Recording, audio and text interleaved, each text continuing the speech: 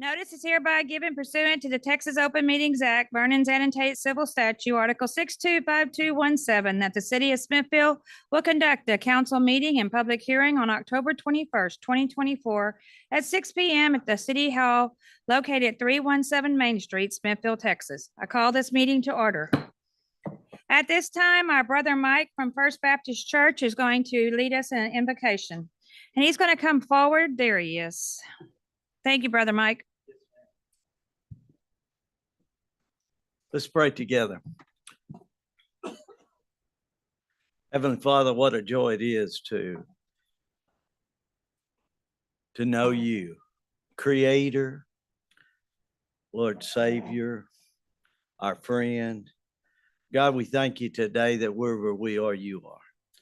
You care enough about us that, Father, we understand through your word that your son died on the cross for us, rose again and lived. And Father, we praise you for that. And Father, today we thank you for this community, Smithville, that we live in. Father, what a joy and privilege it is to live in a town like this. And God, I thank you for these that are in front of us today that they don't get paid. They volunteer their time and try to make this the best place to live in the world. And Father, we pray your blessings upon them, on their families.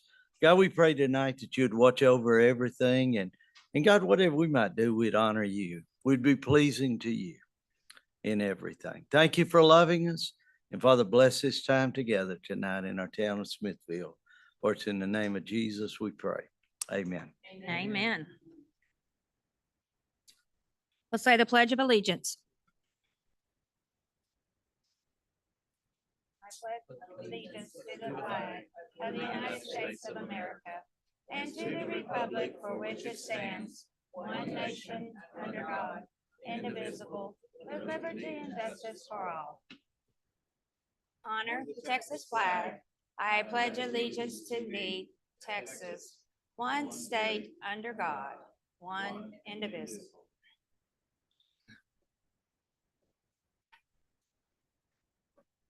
We're going into our recognitions, awards, proclamations, announcements, and presentations. Our first proclamation is Municipal Court Week. It will be read by Councilman Jenkins. In recognition of Municipal Court Week, November 4th through the 8th, 2024. Whereas municipal courts play a significant role in preserving public safety and promoting quality of life in Texas.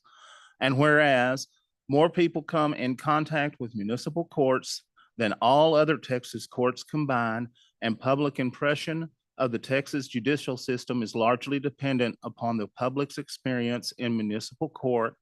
And whereas state law authorizes a municipality to either appoint or elect a municipal judge for the term of office, the Smithville Municipal Court is a state court and its judges are members of the state judiciary. And whereas the procedure for the Smithville Municipal Court operations are set forth in the Texas Code of Criminal Procedures and other laws of the state of Texas, and whereas the city of Smithville is committed to the notion that our legal system is based on the principle that an independent, fair, and competent judiciary will interpret and apply the laws that govern us, and that judges and court personnel should comply with the law and act in a manner that promotes public confidence in the integrity and impartiality of the judiciary. And whereas Smithville municipal judges are not policymakers for the city of Smithville, but are bound by law and the canons of judicial conduct and are required to make decisions independent of the governing body of the city council, city officials, and employees. And whereas the city council recognizes that the Constitution and laws of the state of Texas contain procedural safeguards in criminal cases for all defendants, including indigent defendants, and supports the Smithville Municipal Court in complying with such legal requirements. Now, therefore, be it resolved by the City Council of the City of Smithville, Texas, that the week of November 4th through the 8th, 2024 is hereby recognized as Municipal Court Week in the recognition of the fair and impartial justice offered to our citizens by the municipal court of Smithville, passed and approved on the 21st day of October, 2024. Thank you. Thank you. Next proclamation is for Breast Cancer Awareness Month. Councilman Meek, will you please read for us? Whereas breast cancer is the second most commonly diagnosed cancer for women in the United States and remains the second leading cause of cancer death among American women. And breast cancer makes up 12.5% of all new annual cancer cases worldwide, making it the most common cancer in the world. And whereas mammography and X-ray of the breast is recognized as the single most effective method of detecting breast changes long before physical symptoms can be seen or felt.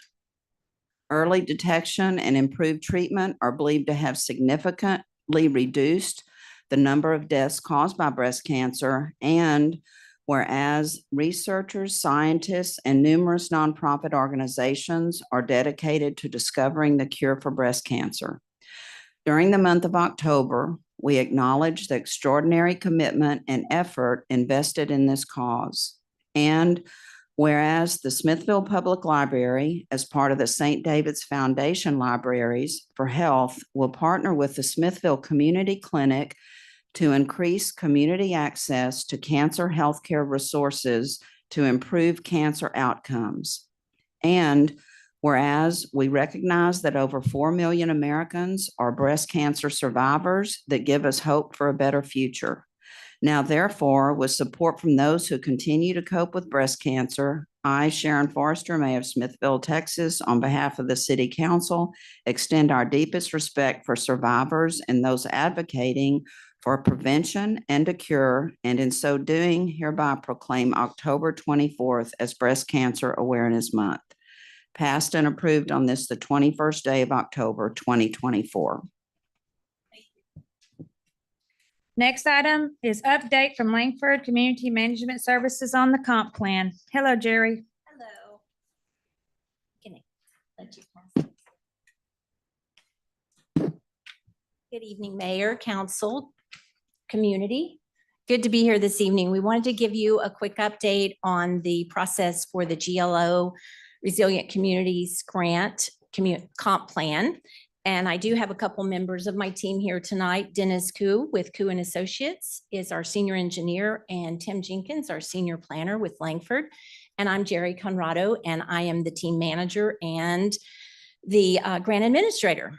So just to let you know what we've been doing, first of all, I'll tell you we're right on track, and we are rolling out the preliminary plan in the next few months for you all to review closely. We've assessed all of your existing plans. This was one thing that GLO not suggested, but required, that we review all existing plans, studies, and reports that this community has already in place, and Smithville has a lot of them. So we took the time to review all those existing plans, and we've come up with the 20-year resiliency goals and objectives, which will be looked at to integrate into the preliminary plan. The categories that GLO, again, has recommended, requires that we look at our hazards and risk assessment. This is a resilient plan, so we have to be sure that that's addressed. Your population studies with 20-year projections, housing with 10, land use, capital improvement plans, so that we can see how to accomplish all of the things that we come up with in the comp plan. There's an optional chapter study. We have a little bit set aside to look at that. We haven't decided and firmed up an exact additional study, but we'll get there. And a review of zoning ordinances and codes, just to make sure that everything is congruent with the plan and it doesn't get off track with what we want the community to look at. What we've been doing, spending a lot of time on the GIS to CAD conversion. We've said a number of times, and this does not apply to Smithville because your city manager is right on top of it. The plans have been developed, put in a PDF file on a binder in the closet, and somebody looks at them every couple of years. This plan has a lot of GIS maps, all your community maps, things that we're going to be looking at. The infrastructure are put into a CAD, into a GIS system. We did a planning workshop on Wednesday to show the community how, the stakeholders, how that looks and how to use that plan. And that has been completed as far as CAD to GIS conversion. Dennis takes care of all of that. And the community engagement. Smithville is 150% engaged. We have a lot of feedback from community input on the forums, which Jill has been orchestrating, and a wonderful educational opportunity. Not exactly a requirement of the plan, but certainly a wonderful benefit to look at and make sure we're including all the community engagement and that everyone is heard and there's no redundancy in those communications. We've held 3 community stakeholder meetings. So those were required to get the community planning committee involved in looking at all of this input. Second, city council update to keep you all updated. And then the community forums, which, by the way, once again, Smithville is the most transparent city I've ever met. All of the things that we've done, videos of all of the forums, everything that we've presented is on the website for the community to look at any time. So finally, as I said, we're right on track. The deliverables, this is our project work schedule. We're 7 months into the planning process and about a year into the contract, which GLO did something interesting we haven't seen before. This is a new program. So anything we see, we haven't seen before, but they extended the timeline to 30 months. It was originally 24, but we're sticking to our original schedule. So you can see here that we're rolling into the next step is the preliminary plan.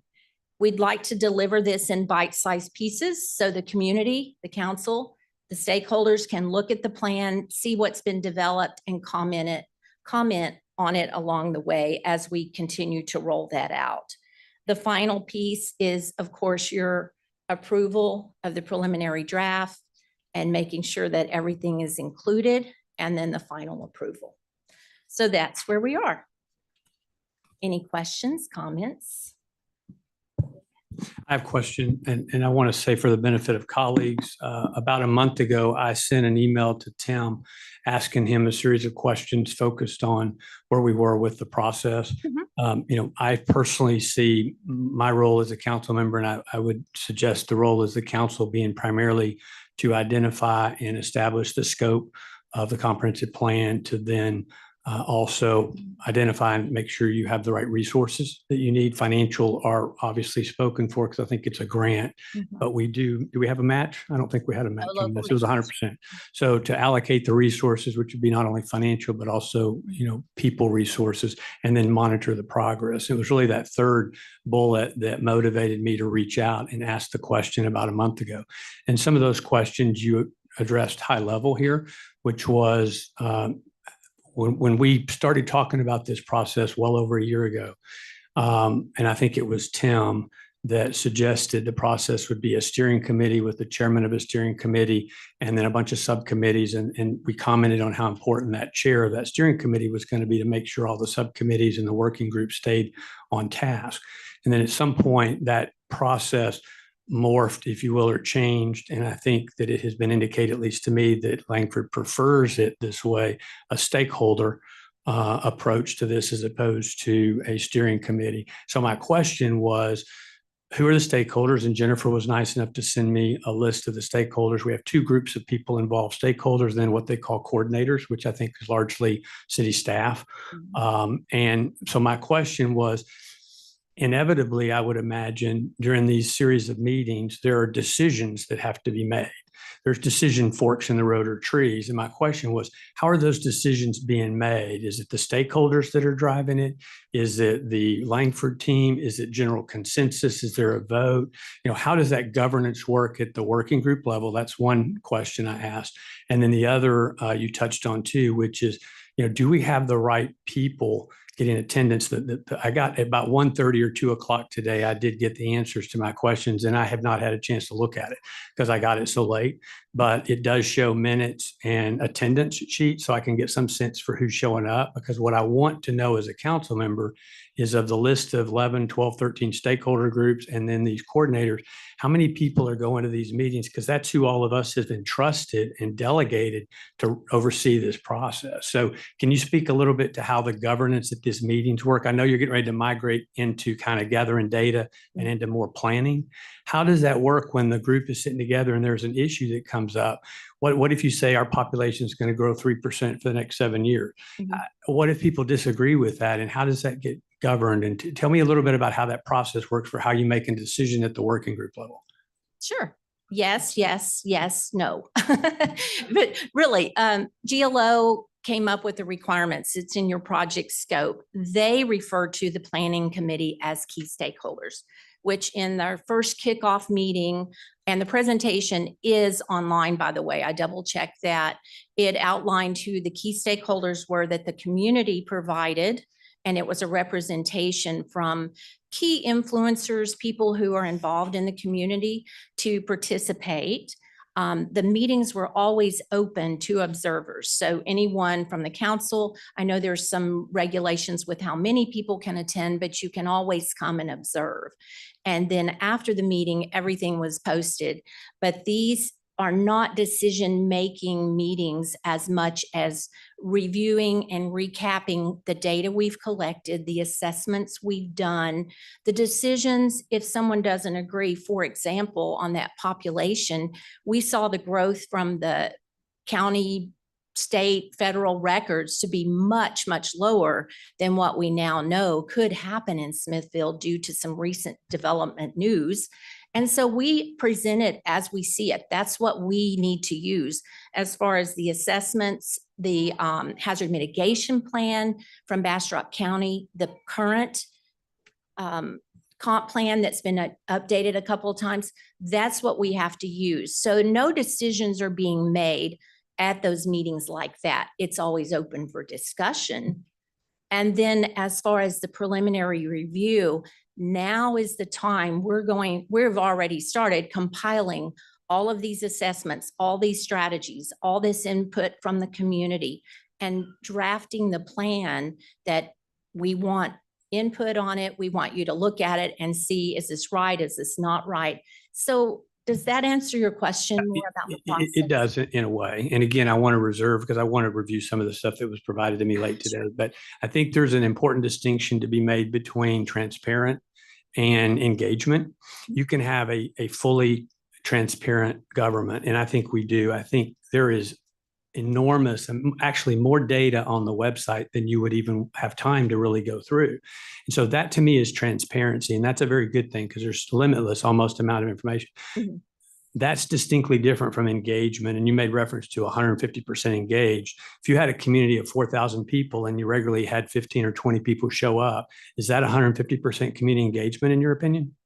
In my opinion, the amount of input that we have documented from community input surveys and participation is community engagement. Okay. Taking that feedback and putting it into the proper perspective to address in the segments of the plan is engagement. And that's what Langford is, that's what y'all's job is, that's what y'all are doing. And so in your opinion, the engagement distinctly different from, there's all this information is available on YouTube. Nobody contests that. The engagement, meaning the information that you're getting from a broad segment of the community, is in a large enough quantity and diversity, in your opinion, professional opinion, to appropriately guide this to this first preliminary stage where we will then get a look at a preliminary plan. Is that right? Absolutely.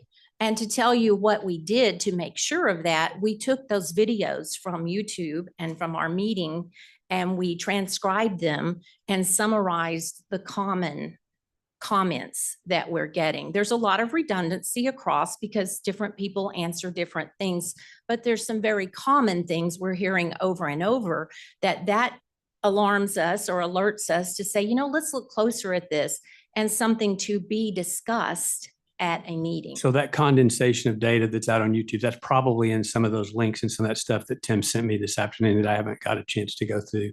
I don't know if that, Because I'd asked for minutes if they were available, and I think there was maybe some synopsis. I would maybe ask the city manager, because I know he was copied on all the emails. If you didn't already, I think that would be beneficial to share all of that with all of the council. I mean, I made the request a month ago and got the data today, but I think it would be helpful for every council member to have that, because there was a lot of data that Tim provided today, and I appreciate that. yes, and I dug it all up to make sure Okay. it's all in order. So good. and it was helpful to me too, because I wanted to see, and it was very eye-opening, the amount of time, energy, and effort that the community staff, us from Langford, have put into this. And as I mentioned, always open for anyone to come and view and attend and look at what's going So on. you're still on the same timeline, the schedule that you had originally? And I don't know, Cynthia, I don't want to put you on the spot. Is our deal 300,000? Is that what our total grant dollars were? Yes.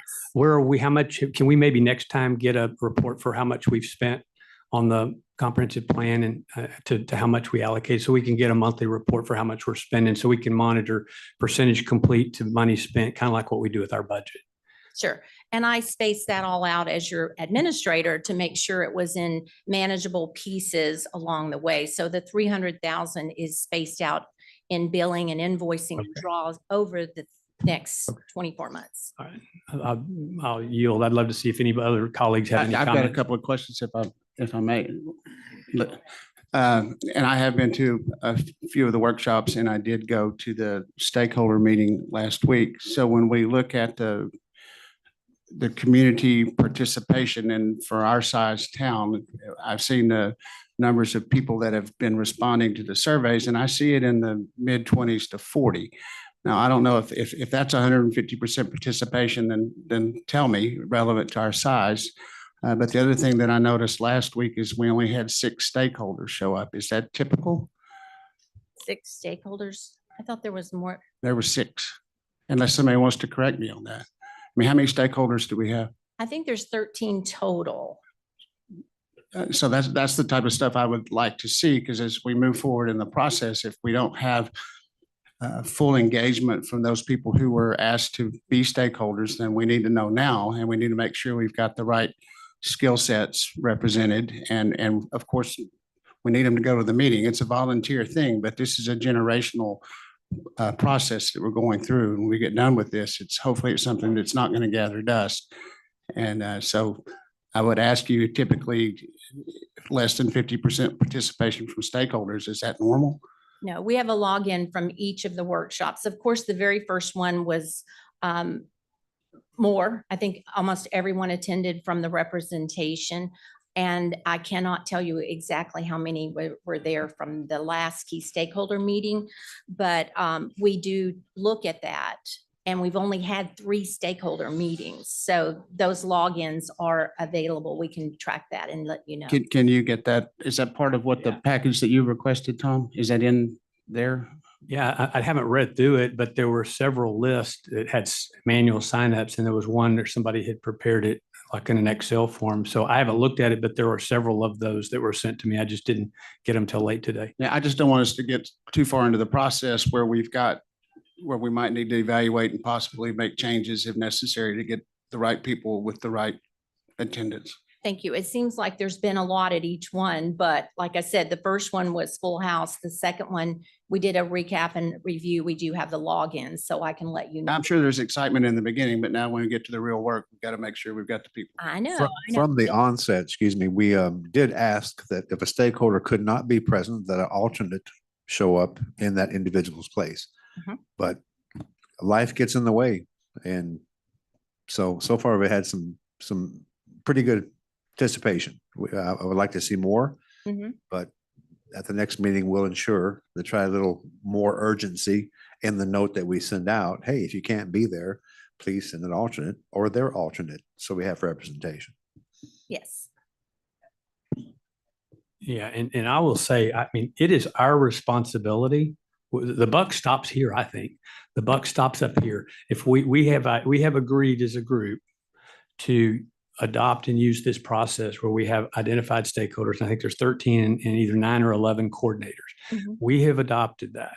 We need to make sure that 75+% of those people are showing up. And I ask you, if they're not, you need to tell us that, because we need to find new stakeholders to show up. Because I don't want to see, I've been through too many of these processes where you go 12 or 15 months and you end up with a bunch of yellow sticky pads on whiteboards, and you end up with a plan that we spent $300,000 on. We don't have anything that's going to work for us. And I don't want to wait till the end of that to find out that we needed to make some changes. And I would ask you, we're the ones that can get you the resources or make things happen. Please tell us when something is off track. So And we can do pick that. up the phone and call people. I did Absolutely. call a couple of people that day to make sure that they were going. I probably should have called some more, but I appreciate we would that. help out with that. Bill. Yeah.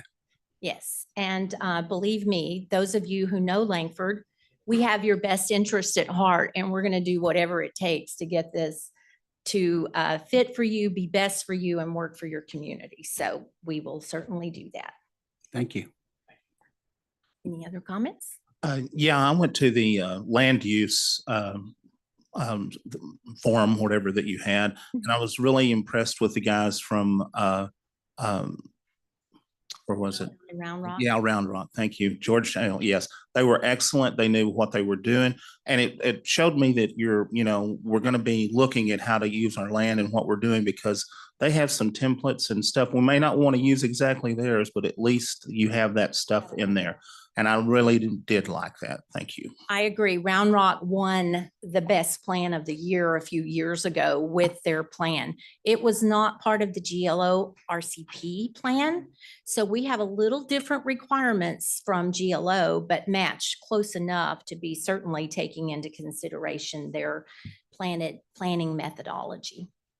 What are the next steps in terms of the zoning ordinances that would go along with any decisions made from land use? I loved that presentation last week, but I didn't make the whole meeting if any decisions were made. But if this is a step process, when we get to that point, that might be something that we as a council decide we need to pull that out and get it done now, because We're working on that. I was going to have Tim step up for just a minute and address that, because we thought that might come up.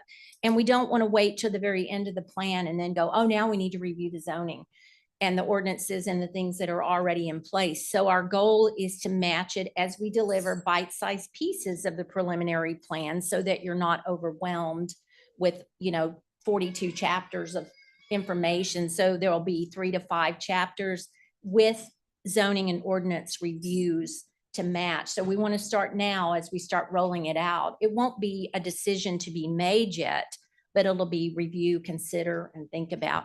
Tim, did you want to add anything to zoning and? Well, we could. Whoops, don't trip. Sorry, I said my first. I think I've tripped already here. Did it all spill out? Was that a booby trap, Councilman? What we want to do is review all your codes and ordinances dealing with development on a different track from doing the land use planning. But as we finish a section or a couple sections, we're gonna analyze the land use plan and see if there's an impact on your current codes.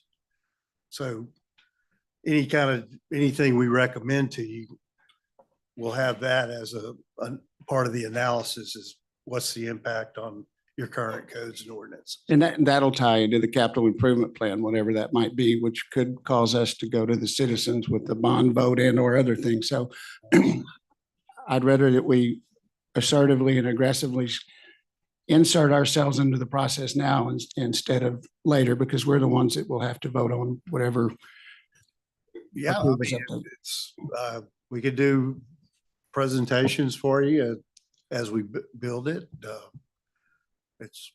We're available to you just like we are tonight. I appreciate you listening to the questions. It's not anything that I'm looking to take action on tonight, but I did want to make sure that we as a council got it out. And did you have? In terms of looking at the hazards and risk assessment in the hazard mitigation plan, how are you incorporating the mitigation actions? And Smithville have a lot of mitigation actions, everything from reducing flood risk, wildfire. Those are couple of our top 2 natural hazard risks. How are those being incorporated into the actual resiliency part of the plan? What are you doing with those actions? One of the sections is called community profile. And it's probably about 3/4 dealing with the current hazard mitigation plan. We have to use the one that's adopted. So that's the one we're using. And what's coming out of that, we're creating hazard specific goals and objectives that may also show up in, say, the transportation goals and objectives. But we want to focus on your 5 main hazards, be informed by the hazard mitigation plan, and blend that into each of the sections like transportation or public facilities, things that came out of the hazard mitigation plan that also have to be addressed also under one of our categories. So will you look to see what some of those common elements are in terms of whether it's transportation or other criteria? Because we have like 22 hazard mitigation actions, there should be plenty of information there to correlate that with the type, whether it's transportation or what the other sections of the plan. But I was just curious how you were integrating that into the plan. Thank you. I've actually taken those and organized them into the categories. So that's a worksheet I've got going that, when it's time to write land use section or whichever, I'll already know that there's hazard mitigation actions that were identified in that category. So.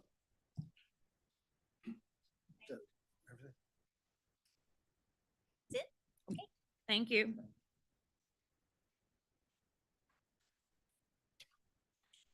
Kathy, you good?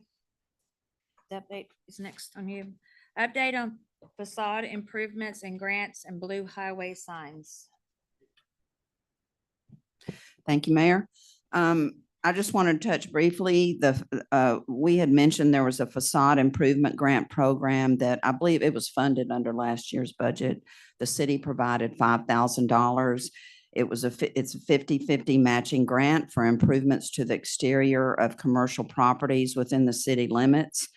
It's the eligible improvements are things like repairs to the exterior, cleaning, painting, new signage, that type of thing.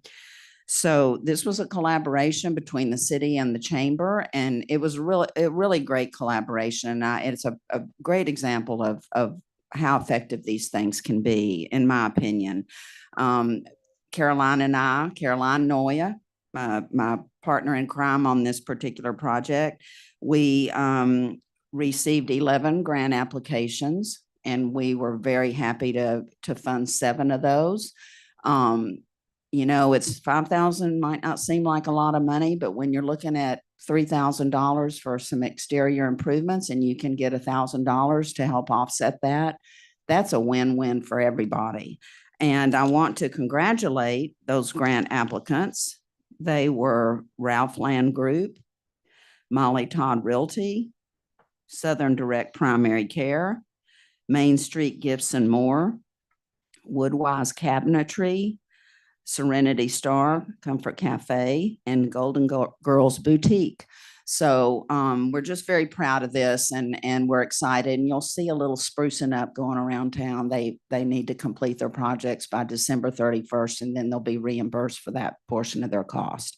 So that was real exciting, and we were glad to get that done.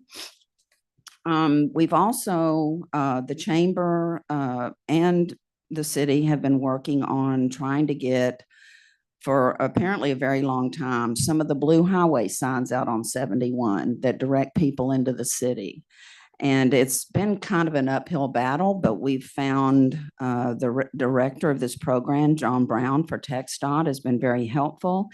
There are some qualifications such as businesses that must be open 5 days a week and they have to provide restroom and water. So there is some criteria to meet. But this is the logo program is the one we're working on. And it's that blue sign you see with the individual businesses. It'll have a picture of a restaurant or so forth. And we can have up to 6 on a sign. We have a traffic count out on the highway is what determines the cost. So it's approximately $500 to have your logo on this sign annually. So we're continuing to work on it. We have 2 businesses interested in joining the program, and you don't have to have all six businesses. You can have vacant spaces on those signs for future use. So please promote this. If you know of a business in town that you think might want to participate, Vicky with the wine bar is helping me on this. So we're trying to see if we can do some more collaboration on this and get a tourist sign out there, because even if the ones that don't participate in this program, if you can get someone to come into town to Napa Auto Parts, if they're on that sign, they want to buy a battery, they might go have a drink at the wine bar while they're waiting, or go have a sandwich at Old World. So bringing folks into town is what we're interested in. And we're continuing to work on this, and I will keep you updated, but we're also real excited about this. Thank you. Thank you, Kathy. That is a lot of great work. Jim, are you ready? Update from Bevco on the Second Street Drainage Project.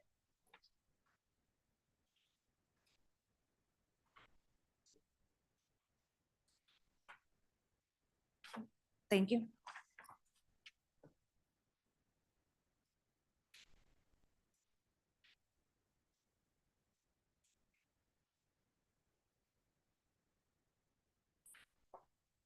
Mayor, Council, thank y'all for having me this evening.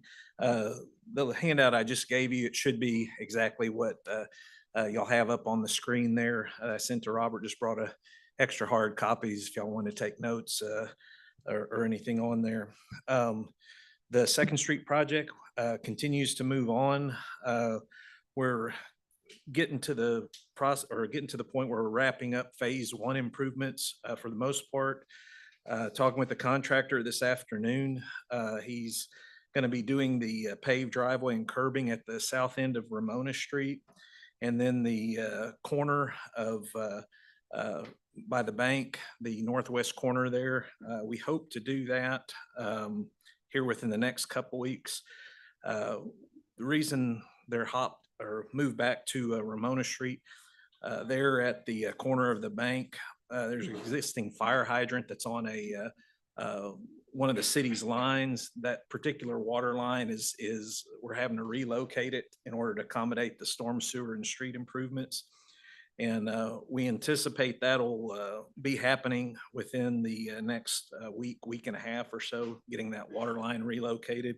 Once that's done, then that fire hydrant can be removed, and they'll finish up by Frontier Bank.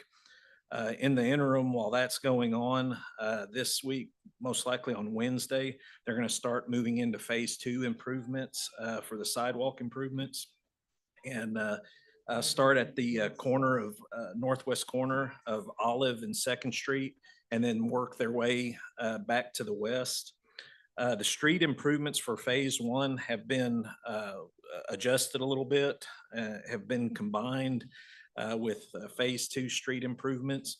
The reason for that, a couple of reasons. As we've gone through with this process, the contractor, as we've worked in front of businesses and so forth, we've tried to structure the improvements to accommodate the property owners. If there's something that we can do on Monday and Tuesday and not on Wednesday, Thursday, and Friday, we try to do that, and vice versa. Try to work with them as much as we can. And so in doing that, sometimes, as I've indicated to the contractor, if we need to skip around a little bit, we'll accommodate people as we can, but we're going to keep on continuing working. If we can't work here, we're going to keep on working, not pull off and wait till get stuff done. So, and that's one of the things we've been trying to do the most. And so the street improvements, based on some of the feedback we have, there was a lot of busy events coming up, and request was made to, if we could potentially delay the street improvements a little bit. And so looking at our schedule, we felt that we could structure the project where we could keep on working, getting stuff done, meeting the end goal, and delay the street improvements for phase one.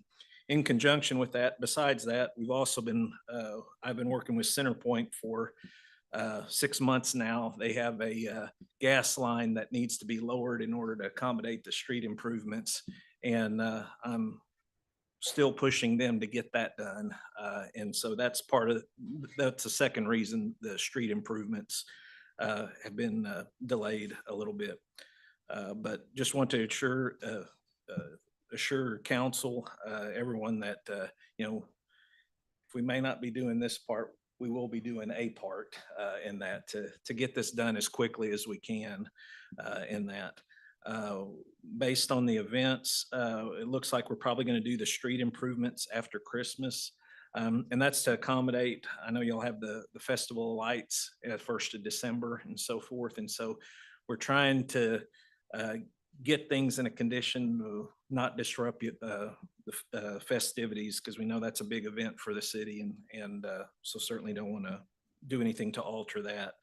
And so what we've done, what I've asked the contractor to do, at least along Second Street between Ramona and Main, and they've done it, is kind of to smooth everything as much as we can to get it as close to working. I mean, there are some gravel patches and so forth. I'm not saying it's perfect, but try to be as accommodating as we can to the people while we continue to work. But as I mentioned, once the water line is relocated there in Main Street, then the storm sewer improvements will then continue where they left off by the bank there and go east towards Olive. And basically the contractor will be working on the storm drainage and the sidewalk concurrently on the north side. Based on talking with the property owners, we felt it was better to let's get everything done on the storm sewer north side first, and then we're going to flip to the south side. So this is kind of the most current update that we had for you guys, and it's like I said, we try to hold as close as we can to it, but we do make adjustments from time to time to accommodate folks too. So, are there any questions? The overall impact to the timing of the project, is it materially affected yet? We have added about a little over a week of time since the last time I met with y'all, and that's to deal with the water line and so forth. That's wasn't expected. The existing water line, we're having to relocate about 100 feet of it, and that's going to take a little bit extra time. And be fair to the contractor, I did add some extra time of that, but it's about a week or so is all we've had. But besides that, no, there has been no other. The goal is still May to get this done. Yeah, May 19th. Yes, sir. Yes, sir. So Tim, is there, the answer to the question mainly, which was we're still on overall schedule. Remind me again, and maybe Robert can do this. Did we need to get the contract extended with GLO? And if so, did we do that? Yes, it has been submitted. It has been, administrator, I think. but it's not executed yet. 6 weeks ago, maybe month 4. Yeah, they have not gotten back with us, but they are indicating they will before Thanksgiving. They are, and they are reviewing it. I know not last week, the week before, the grant administrator, they needed some additional information from us that I sent to them. Sometimes in their review process, they'll say, hey, we need a little extra information here. I sent that to the grant administrator, and she sent it on to GLO. So they are reviewing it. It's just a process. Well, I do know from having talked to some local business owners and property owners, the cooperation and the discussion. So I appreciate the flexibility to move around, provided we stay on schedule and certainly not risk anything with GLO. Sure. Weather, because of the changing in sequencing and doing maybe paving or road work later, maybe more into the winter, is there any exposure or risk for weather because of when we're doing certain types of work? Not Probably the only thing weather related that you'd probably want to be a little more careful with is the asphalt pavement and so forth. But as far as the rest of it, laying your base or your dirt work or any of that stuff, there's not really a concern.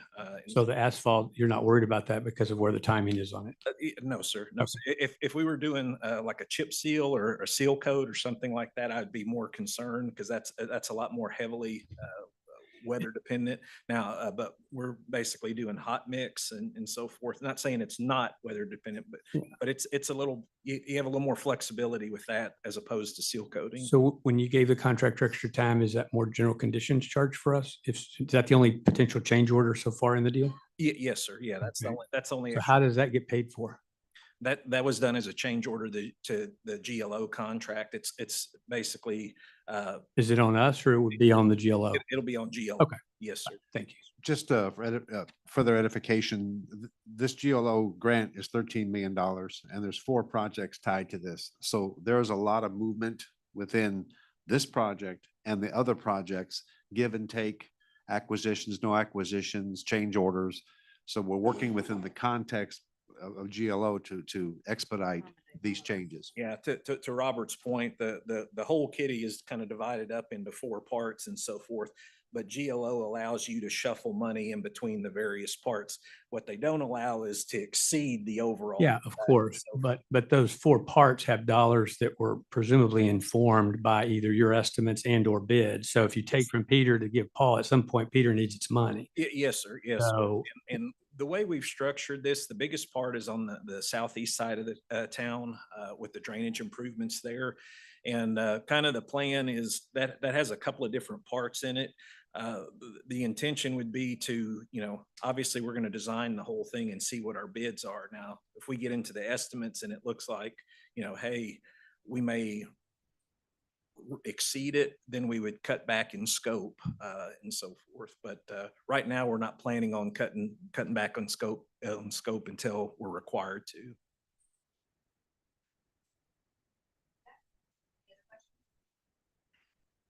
All right, Tim, I think we're all good. Okay. Thank you. Thank you. Next item on the agenda. Mr. Oh, Horton, are you ready? excuse me, and the work looks great. Good, that's been done. I think the community and council agree is really looks good downtown, yes? Oh, Awesome. yes. Thank you. The sidewalks are very nice. Very nice. I think everybody enjoyed it at the music festival, being able to sit on the sidewalks and that and enjoy the music. So it was nice to see a lot of friendly faces in town. You did good. Mr. Horton, you're not off the hook, sir. Come on up. Next item is presentation on the Smithfield Community Gardens. Mr. Jim Horton. Now, it's about time we spoke to the council and the city with a little history of where we're coming from. And there was a statesman and orator in pre-Roman history named Cicero. Cicero said, if you have a garden and a library, you have everything you need. And we've tried to put that into our city plan. Odd that it would be Municipal Judges Week. If I go through the history, in about 2009, you see, we're not the new guy in town. In about 2009, Ron Jones, Willie Culbertson, Annette Anderson, I'm figuring probably Marianne Wahlberg, Deb Seward, a lot of the older names that you know in town, had this kernel of an idea whereby we would begin a community garden that would serve as a produce facility, kind of in conjunction with our food pantry, to supply some place to be and gather produce for those who were missing out a little bit. 2010, they formed a little group. 2011, they formed a 501c3 that gave them a nonprofit ability to produce the desired result. I came the next year and I needed something to do. So I began to volunteer at the Smithville Community Gardens, became friends with Ron Jones.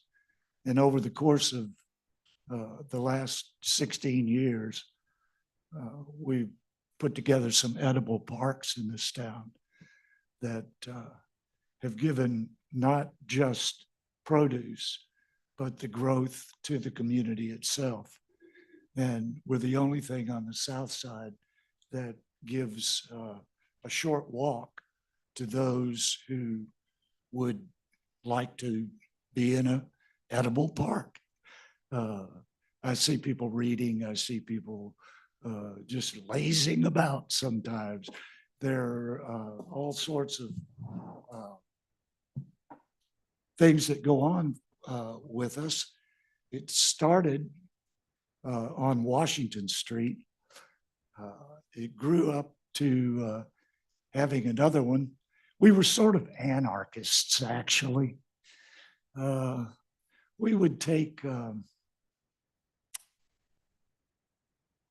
tax-debted corner in town that was ill-kept and kind of unsightly. And we made a garden. We've had them on Walker Street across from the elementary school where the kids would come over and help with the planting, where they harvest their pizza garden. They loved that first row by where Janet lives now. We would have basil and tomatoes and things that they could use to make their little pizzas. These were times when River was probably the first one where I got the idea of an edible park, more so than just a straight out row after row of garden produce, and began to make seating areas. And we had a hay bale garden. It was always really cool, except when the girls had to use the restroom, they would have to go to the 7-Eleven. There's 20, 30 minutes out of your time to harvest or your time to plant while they took care of business. So in 2019, after many grants, we've had Dell Children's was probably one of the first that came to us. And we really didn't know where we would use it. But Robert came to me and said that the pantry, who had raised the funds to produce a new facility, and if you've never seen it, you need to go take a look, because it's one of the most beautiful facilities in this town. They left a house that had been in city property that was falling apart. They needed, we had a roof that needed repair. We had mold mitigation from one of the floods, house sitting empty for a year or more. And it was offered to us. We were right across the alley from the house, and it was offered to us as a facility to put together a more viable community project. And it's well outdone itself. We've got a tool lending library, if you didn't know about that. Anything you need for your garden, And half the things you need to build a house are all at our thing. I tithe by going to Born Again Emporium on Fridays at 9 o'clock, and I pick up a few things every week. The whole time that we were beginning this process, I kept thinking that it would be nice to have a maker space, that it would be nice to have a place where in the winter, now that we have heat and air conditioning, we can be inside when the weather is inclement, that we're not closed down at any time. We can be there 24 hours a day if we need to. If you need to, it's your place.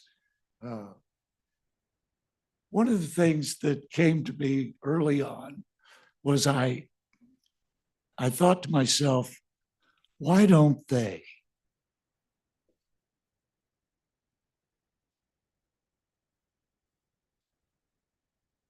And then I'd go do it.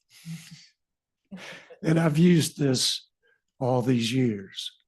And when you come and you say, why don't they? Why don't they have? Why don't they?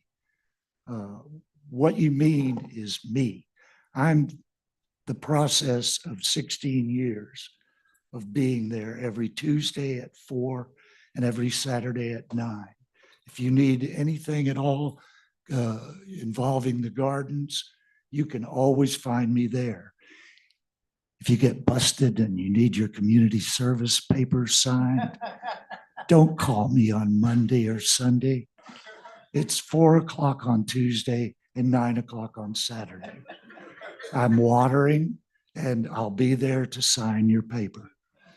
If you've been there earlier doing your job. So if I had to just go through some things, we've had We Grow, We Cook, We Eat. This was one of the first grants that we got when we went inside. And Roxanne Shell, Catherine Pressler, who was a presidential chef, Steve Schroeder, who's a very good cook. They all came in and taught the kids how to cook, what to do with the vegetables, how to pickle. We've had beekeepers come in and show how to harvest the crops. We've had, I could just read through this. I might as well, you all want to know about it. Earlier, the municipal and county courts send me folks from time to time. A lot of times they just come once and then I never see them again. I don't know how they pay off their thing, but there are some mentorship programs that we've implemented with the schools. We'll be getting another. We had them up until COVID, and then it was passed away. But we're about to begin another mentorship program for those teens who are at risk. Maybe they're truant. Maybe they have some anger issues. Maybe they have some need for just some discipline and some steadiness in their day. And this is something that we've been providing all along. I have one kid that came to the project, the programs, and then went to school or went to work at Brookshire Brothers. Every time I'd go in there, he'd go, "Mr. Horton." And I'd said, "Man, I'm glad you're here. And I'm glad you stayed with this job. This is really good." He said, "I'm going for management. And it's all from you. Show up on time, do what you say you're going to do. Make it better than when you got there." That's all I'm asking. I do a lot of the work, and I've probably made myself into a martyr of sorts, but I have to do it because it has to be done. And I've begged, even at council before, for some help. We need to pass this along. I'm not getting any younger. And I'm sure that you want this to be a viable project. And let's go back. When one of the grants that we have gotten in our little town is a Libraries for Health. Libraries for Health is a national project to extend the process of education and community effort to a wider range of folks. And within that comes mental health. And we have been provided with grant monies to involve some other people within our projects. And one is Bernadette Knoll. And she came to us as the best plant swapper you ever saw. And we went through a lot of clothes, a lot of jackets for winter, a lot of gloves for people. And these are the kinds of things that have been heartfelt and needed within our community, the helping others. I have another saying that is, each one teach one. And within our group of folks who, there's never been anyone who is asked to use the facility who's been turned down. I tried to look through 16 years of when you couldn't have your pancake breakfast at River.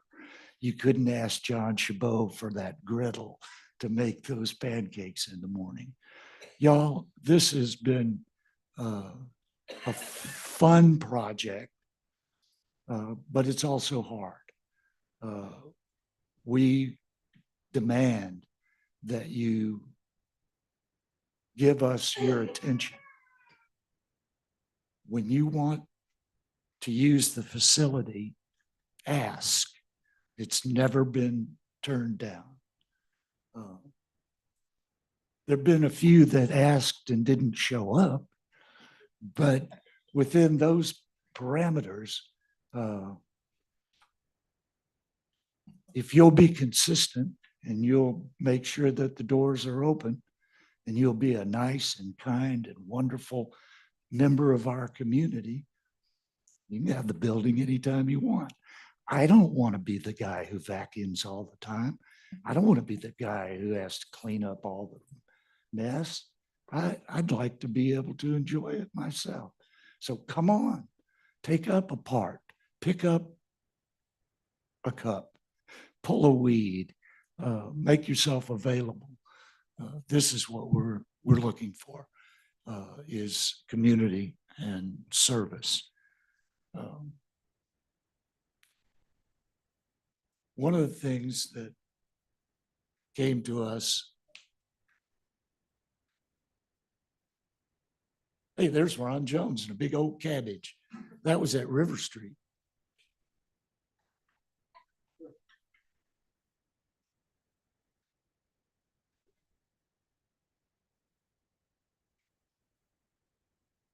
There's that pizza garden.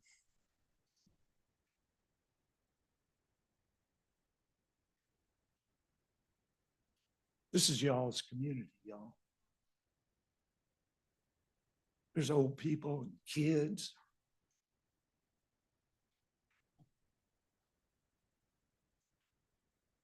When that house came to us, I took a shovel inside. It hadn't been used in a year and a half. I took a shovel inside to get the rat shit out. That roof was leaking. We had a flood. We put in the kitchen. Why don't they have a kitchen? Hell, call Chris, he'll do it, you know? Oh, I'm not supposed to swear. I promised I wouldn't.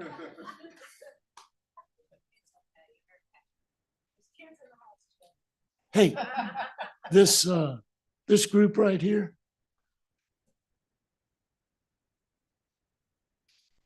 That's your golf cart group that came and made a run. Had a great time. There you'll see up in the top, that's part of LCRA who came to paint the exterior. 4 hours, 20 people showed up. 4 hours, that house was painted.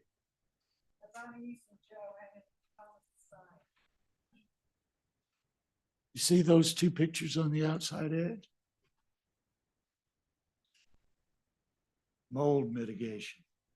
We had to do that.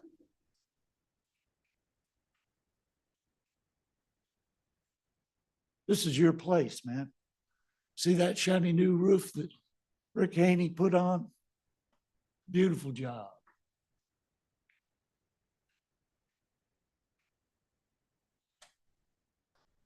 With Bernadette's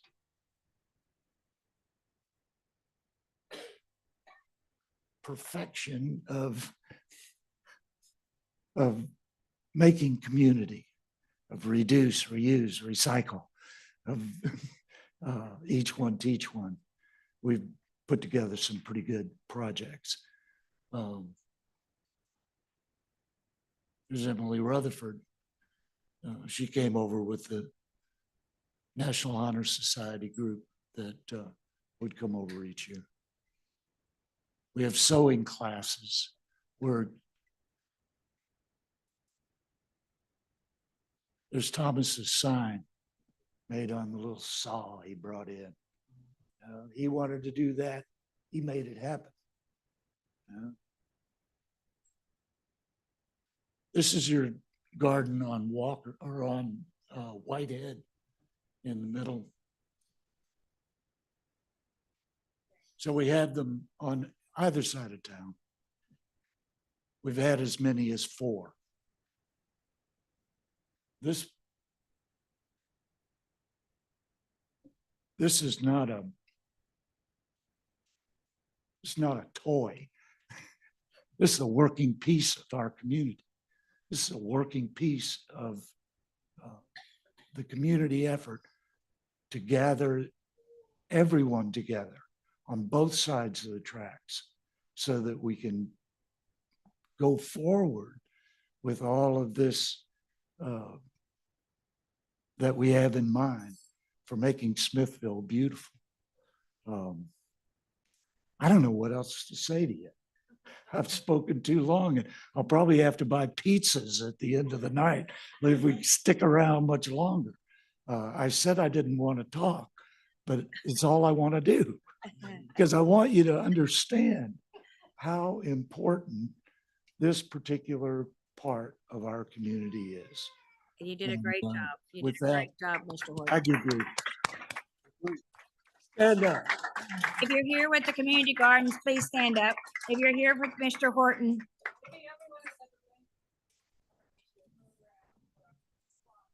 Yes, Stand up. if you have visited the community gardens, did a swap, reuse, remake, learned how to sew.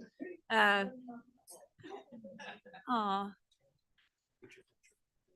about if you're here to support the community gardens? I know a lot of you are on the outskirts here. Would y'all please come forward? I would like to take a picture of y'all. Bernadette, bring out, please. Y'all all come forward.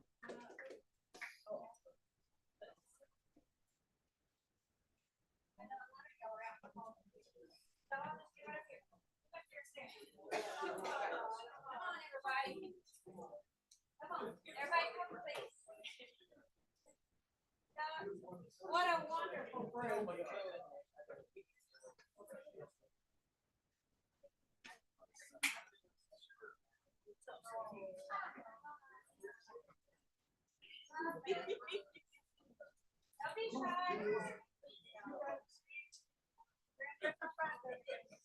All right, Curtis.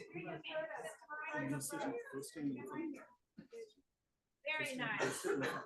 Everybody, right up here.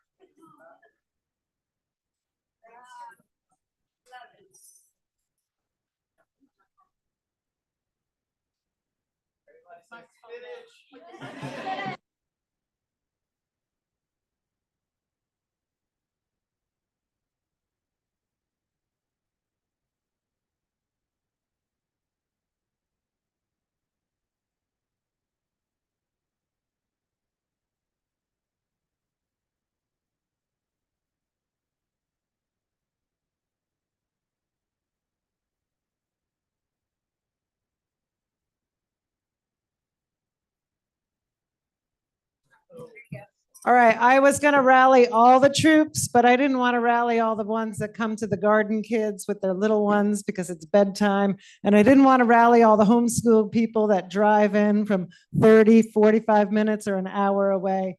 But I thank everyone who's here. It's an amazing place. And if you haven't been to the community garden, we're there every Thursday, 1 to 3 homeschoolers, 3 to 6. We have open studio, all ages. It's one of the only places on the South Side where people can gather. And it's one of the only places other than the library where I see all ages coming together, all economic groups, all the people coming together and sitting side by side. And Jim's motto of each one, teach one is demonstrated every time we are open, whether you are 85 teaching a 10-year-old or whether you are a 13-year-old teaching a senior citizen. Sometimes it looks like senior citizen day camp in there, but the kids are the counselors. So I encourage anyone to come over and check it out. It is a beautiful, beautiful place. Thank you.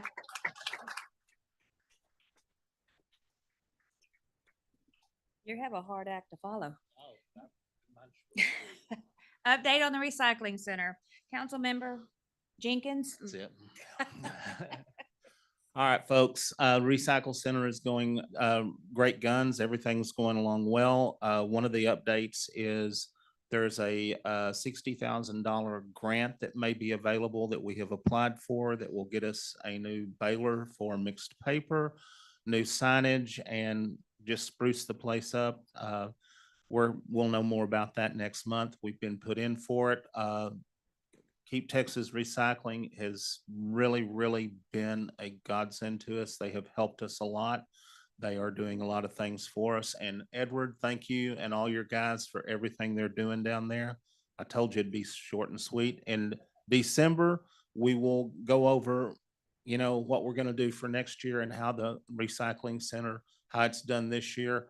After the next year, there's going to be, an update on the contract for the solid waste disposal. And at that point, we may retalk and see what's going to happen. But that's about where we are. Thank you.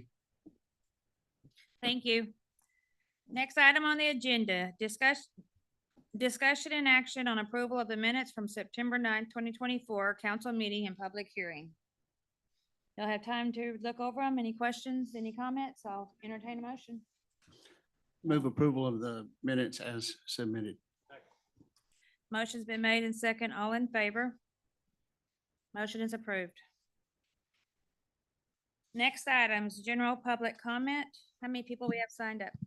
Lots, Lots? lots. Mostly on the community gardens, Oh, if they still want to speak. So I have Bernadette Knoll, if she wants to come up again. Well, and I'll do my timer. I've got the, come on down. Will you introduce yourself? Yes, I'm Bernadette Knoll, and I am running the makerspace at the Smithville Community Gardens. And one thing I also want everyone to realize over there is that is a creative reuse center over there. And if you are looking for materials for your art projects or your science classroom or your makerspace, we want everyone to feel that they have access, especially teachers. If you are looking for materials, I love finding the materials, even if we don't have it there. Our mayor dropped off some nice pieces of wood that were, and we have local businesses bringing us materials, also things that would have gone into the landfill, like the wood scraps from your construction project.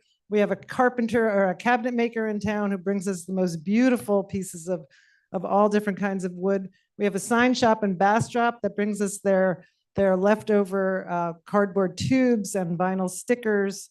And I really want everyone to know that they have access to that. If there's something that you want to learn, whether it's you want to learn to sew or do carpentry, we've got a beautiful scroll saw off the Get It and Give It page that Thomas has cleaned up so beautifully. It's just, it really, as Jim said, if there's something that you want to see, come on over. One, see if it's already there. And if it's not there, we invite you to bring it there.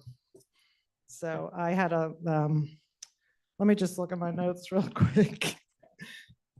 And again, like I said, there are no other places on the south side to gather. And because of where we are located, right at the end of Lee Street, right at the tracks, the kids from the middle school and the high school, there are some of them here, raise your hand, middle school and high school kids. Thank you for being out on a Monday night. They can walk right down Washington Street. So there's a little autonomy that they get to have too. So I want you to raise your hand if you've ever learned something new at the garden. And I want you to raise your hand if you've ever taught something at the garden. I want you to raise your hand if you've ever collaborated on a project at the garden, or met a new friend at the garden, or brought someone with you to the garden, or picked a vegetable from Jim's garden beds. Yeah, so all of that exists, and we're there every week, and Jim's there Tuesday and Saturday, and we're there Thursday and Friday. We have a Mama Crafternoon on Sunday, every first and third Sunday. That is mamas only, no kids. It's a really, as I said, it's an incredible place. So come and check it out. All of you guys, that goes for y'all too. Thank you. All right, who's next? I have Jean Lopez. Mr. Lopez. Hello, Jean. Mayor, council members, this is new for me, so hope it goes well. Judy introduced me to the community center one day when I went out to check a book. Of course, I've been there every day, every week for the last 4 years. She knows what I read. She knows what I like. She even calls me and tells me, I've got a book you might be interested in. Anyway, she directed me to, I heard her talking to someone in the library about the community center while I was looking through a book. And I asked her, how do I get there and when are they open? So I did. I went on a Thursday, and the first day that I was there, I felt so comfortable, and Bernadette accepted me so, I mean, just beautiful. And I said, oh my God, I think I found a home. You know, I've always lived alone, except when I was in the service and in college, and that's been my life. And I worked 35 years. 20 of those were 7 days a week. So when I retired, I was bored after 6 months. So I went back for 10 more years. But it was part-time. And in that interim, I worked or volunteered at the community center, Smithfield Community Center. I'm a registered nurse. And so I was volunteering there. And then COVID hit. And then my brother hit. He had a stroke and he came down with dementia. So I had him for 1.5 years. And then I put him in the nursing home. And I volunteer there every day, 7 days a week. And I've met so many wonderful people there that they always keep it so cold in there. And I said, I can do something through the community center. I started making quilts, improving my skills on quilting, and just learning other crafting. Jonah taught me how to crochet. Jacob. And then Taylor would, as I'm learning how to sew, even just last week, she was behind me, just coaching me through some sewing, Taylor, you know, so and then of course, Thomas, if he sees me doing something and he can give me a hint, unsolicited, he comes in, you know. But anyway, I just, it's a great place.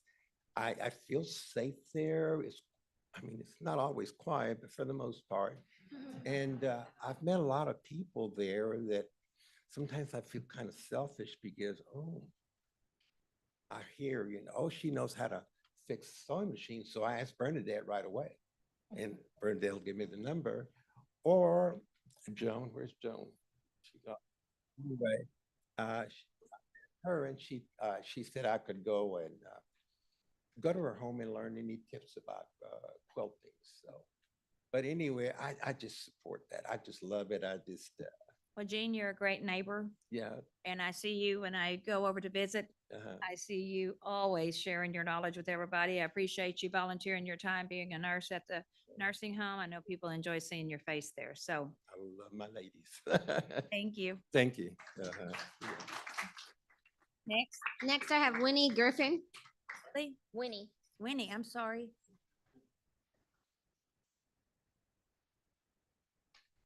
Welcome, Winnie. Hello, Mayor Forrester and city council members. So I circled a bunch of words. I don't want to talk too long. So I'll just read off what I got for y'all. At the community gardens, first of all, I hope all of y'all come because I really want to meet the neighbors. And it's, hi Malachi, he's waving at me in the back. But it's a place where we really get to meet each other in a low pressure situation. So we're not there to exchange business or, you know, to do anything that we feel like we have to do. We're there to find something to make, or maybe just sit around or eat Thomas's bread. We literally break bread in that space, like fresh, homemade, the best bread you've never had if you haven't had it right now. Oh, there's Thomas back there. And, you know, it's a really great space. It's a space where I feel like it's community for the community. So we say we want to be a part of a community. That is a place where you find community. They've said it many times and I'll say it again. You have people from every background in that one little space, every single background in Smithville. And that's the most beautiful thing ever because that's what made Smithville what it is today. And I'm saying this as a 5th generation Smithvillian whose family's been here for almost 200 years now. So, you know, that's a really important thing for us. I came back in March after being gone for a really long time. And I came back from military training at Fort Jackson and I needed to be reintegrated. I didn't know many people like I did when I left. And this was one of the places that Jose, wherever Jose, oh, Jose's right here. Jose, you know, introduced me to. I thought I was going to find work. I didn't go to find work. I went and found Community Bernadette. It's like the moment I met her, I was like, okay, so clearly this is for the family and the kids and not for me to come and find work. But it helped me get reintegrated. It helped my kids stay active. There is not a lot to do for kids in Smithville. I hope we fix that soon, but there's not a lot of activities outside of the sports space. And I love sports. I'm an athlete. I'm a soldier athlete right now. But it's important for kids to have a wide range of activities that they can get involved in. And it's provided there at the community garden. So I'm not going to say too much. It is an amazing place. It fosters connections. It breaks the silos that we have in Smithville, brings people together. And it really provides activities for Smithvillians from all backgrounds. There's so much to do, so much to create, so much to learn, skills to be built. My kids, they build their skills on the regular. One of them, you know, she's learning from another community member a language that she's really passionate about. And we never thought, who would think that you'd find Chinese language learning in the community gardens, right? And so she's able to build on that. And so it's beyond what the community gardens has structured and organized. It's what community members also can provide and bring to one another.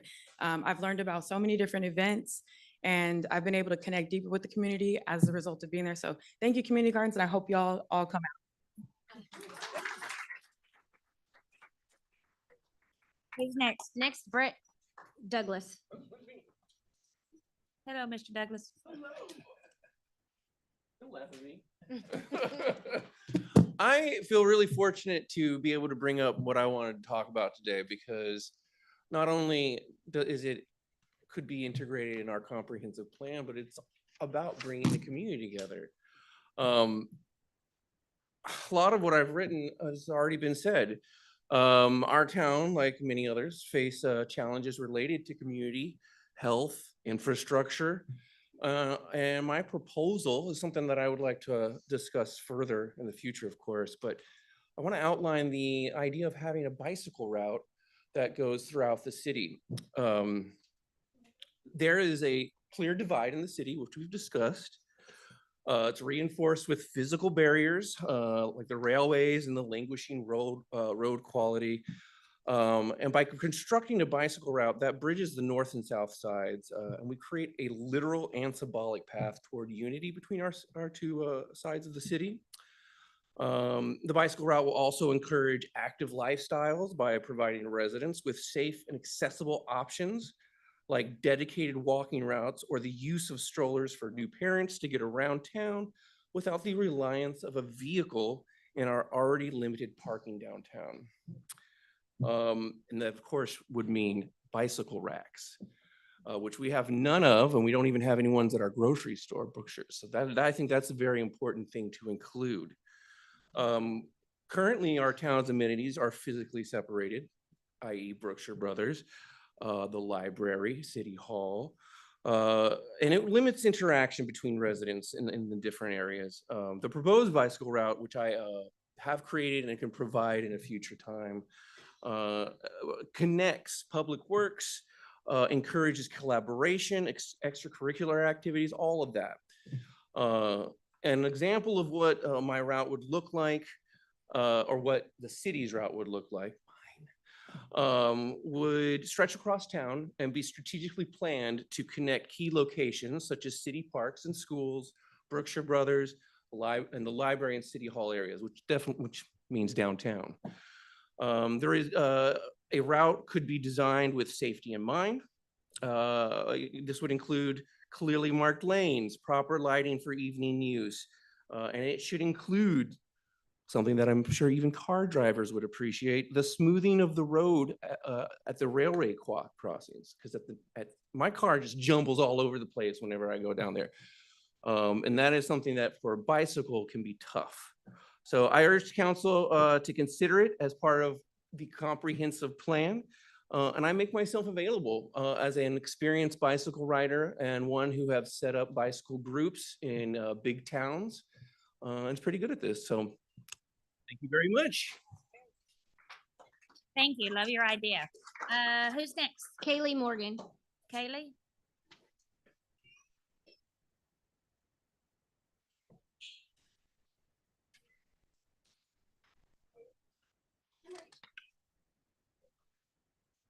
Hello. Hi, council and mayor. My husband and my family and I, we moved to Smithville in February of this year. My youngest, Molly, was only 10 months old at the time, and our other children range from 5 to almost 13. We moved here under very tense and stressful situations that didn't really improve for months. And the biggest comfort to us, my children and I, were the library and the community garden.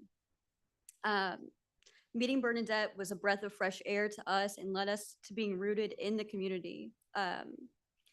Jim and Bernadette both invest so much into our community in such an invaluable way. Bernadette is a light to everyone who knows her, and Jim is a wealth of knowledge. When I think of Smithville, I think of them.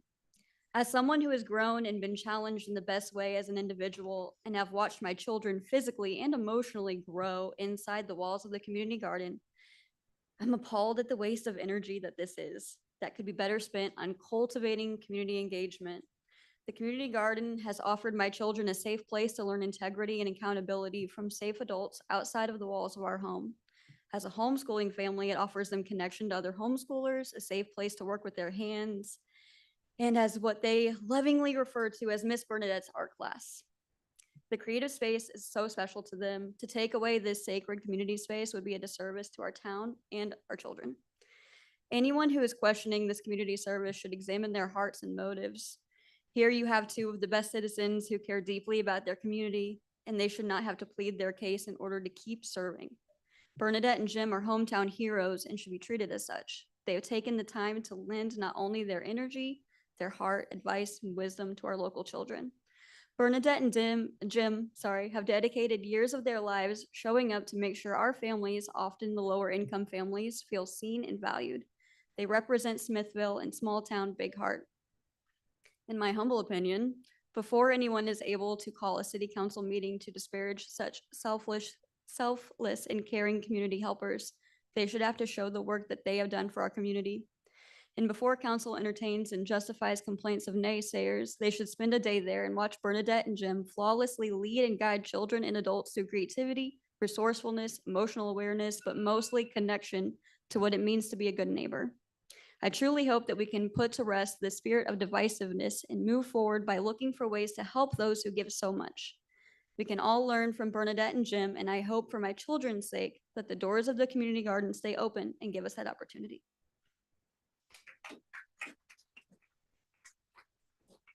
Next. Do you have anybody else? Jenny Bush. Miss Jenny?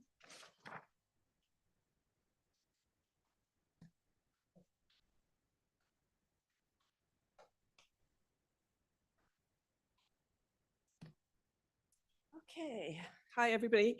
I'm Jenny Bush, 204th Avenue, AKA Queen of the Hill. All right. This is going to be quick and simple. I just simply would like to ask the city council and the city to look at the smart meter opt-out program that was put into place early 2015 and to review it. I'm talking to people in the community and they don't know about it. And I'm trying to find out information for them.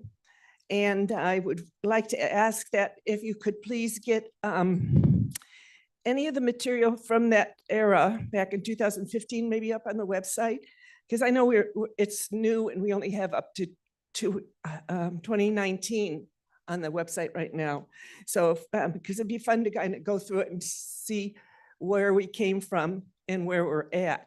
So the reason for my concern and request is I believe that new customers are not being offered the program or because they just don't know about it. And those who have had household changes with ill or new family might need to have a change out from smart meter to the opt-out program. So just, I wanted to see if we could look into it. Thank you. Thank you. Anybody else? I have Dax.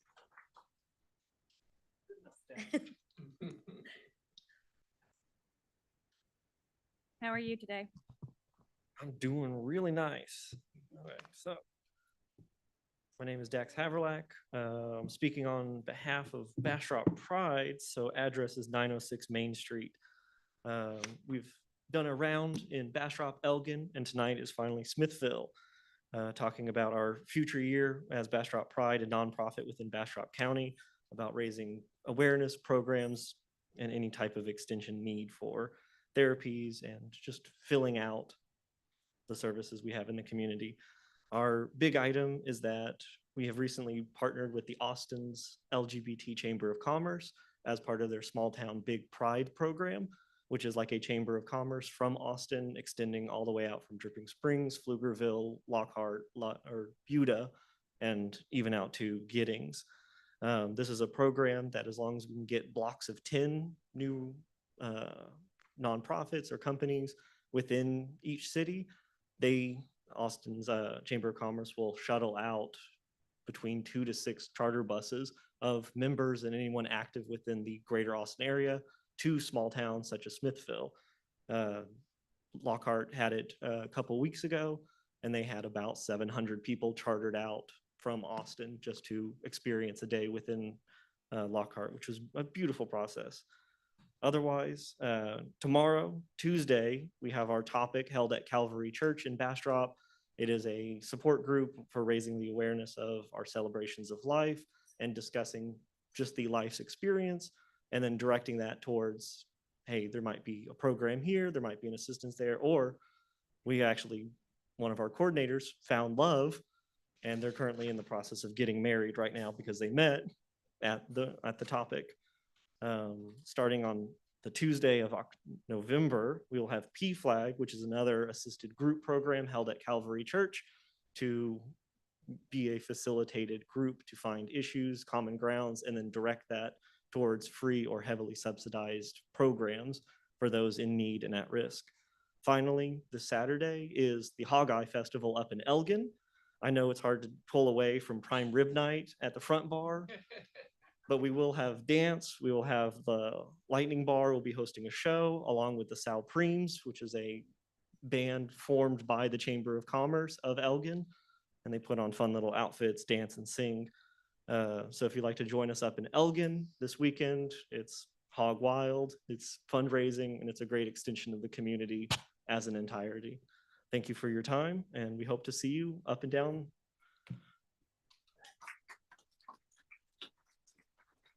Anybody Next, I else? have Joan Russell.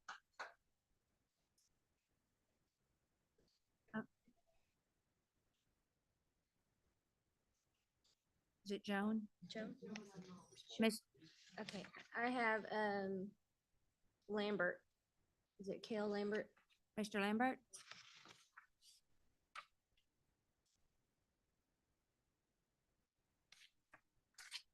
How's it going, guys? So my wife made a comment that was quite eloquent, and she is significantly nicer than me. I am going to say things that most people won't say. The community garden was our refuge when we came here. It was the place that we found good people. It's the place that made us feel welcome. Bernadette introduced us to so many amazing people in this community, and it is why we feel like this is our home and that we have family here. The fact that that could go away should be embarrassing to everybody. We have a $16 million budget in this tiny little town. And to think that we can reach in our pockets anytime we want and throw money at the airport to the tune of $500,000, but we can't find enough money to support the community garden that gives a free service to the people in this community should be embarrassing. And I want to remind everybody here that these people can be voted out if you do not like what they are doing to your town, to your community, and with your money. Only 800 people voted in the last city council election for 5 positions. 800 people. If you don't like what's going on, you have the power to change it. So I applaud anybody that is willing to stand up against the people that are doing things wrong. But we have to get the people in the positions to make sure that our community is served properly. That's all I've got. So thank you. Thank you. Next, I have Malachi. Malachi? Malachi? Aw.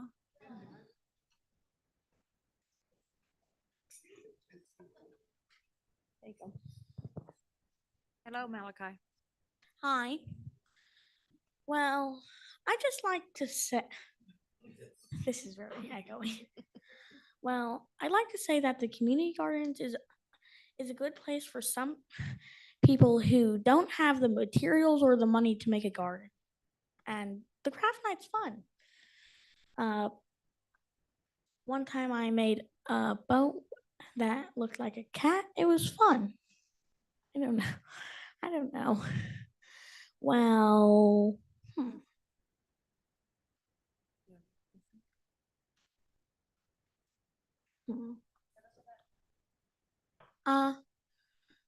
well, one time.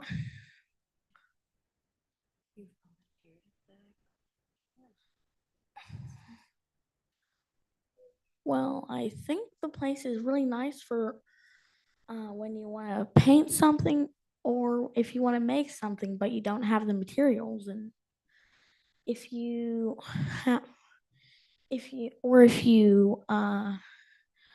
one of your jackets or shirts, for example, got broken and you didn't have a sewing machine, it's a good place to go to fix it and stuff like that. It's good for presents for loved ones, and it's really nice. It's one of the fun places, and my birthday's being there. November 11th. This is really important because this is a child who nowhere else in his little life has had a place that he feels as supported and welcomed, where people make him feel seen and where he feels at home. He has never stuck with something like this. Going to craft night is what we call it, has been a privilege that he can earn every day for good behaviors at school. It has been a tool for us to use as parents. It has been something that he looks forward to, and there is not much other than pizza that you've been quite so committed to, I think, right? I like He has been able to make his grandparents gifts. He's been able to learn how to safely use hot glue guns. We have had great negotiations about the scale of which the projects that he wants to create are. And we've gotten to translate that into other ways in his life about, you know, hey, what we set out to create is important, so. Bye. Have a great day. Thank you for speaking.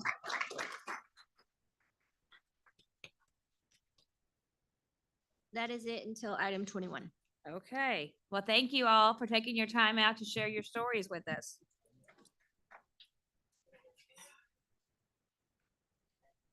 Next item is here recommendations from P and Z chairman and owner and developer. Caroline, is that you? The vice chair. Okay. Take it away. Well, this will be very quick because on October 1st, we met and we had a 2-minute meeting. We met about a replat combining. Hey, everybody, we still have a meeting in here.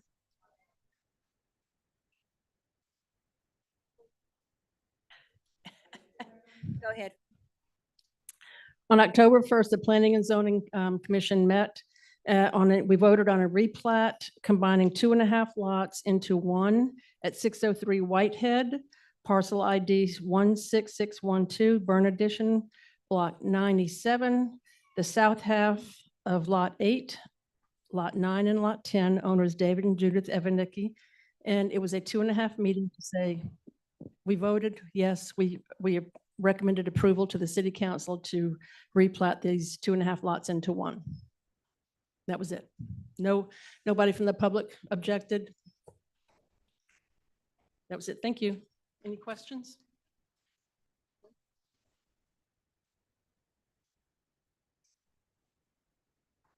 Did we have anybody signed up? Nope. So we'll, I'll go into the open meeting, close the open meeting, water fell over. All right, everybody, discussion and action on replatting, combining 2.5 lots into one at 603 Whitehead, parcel ID 16612, Burn Addition, Block 97, south half of Lot 8, Lot 9, and Lot 10, owners David and Judy Evanicki. You want a motion? Yes. Move we approve, Mayor, as presented, the replat combining 2.5 lots into one at 603 Whitehead Street, parcel ID 16612.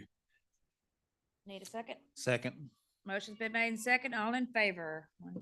Motion is approved. Are we fixing to lose 2 more people?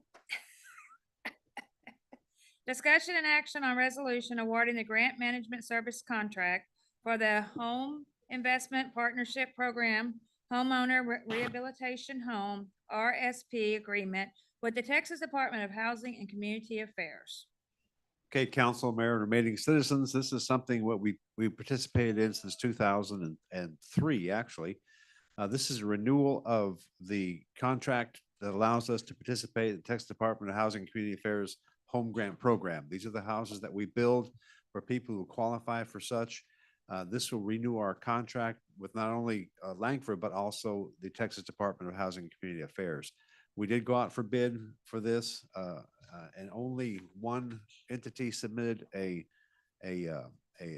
RFP, and that was Langford. And as such, recommending that you award the contract to Langford Community Management Services.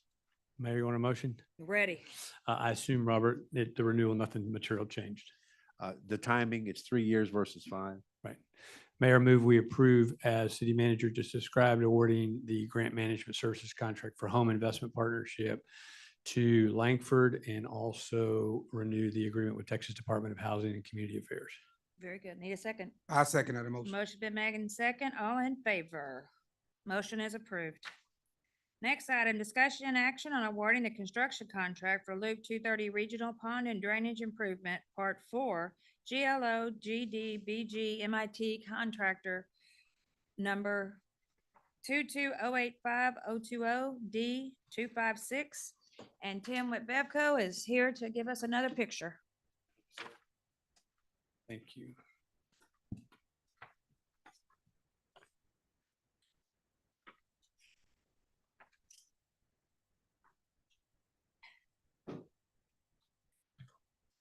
The handout I gave, I was just going to give a brief overview of the project in case any of you guys weren't familiar with it.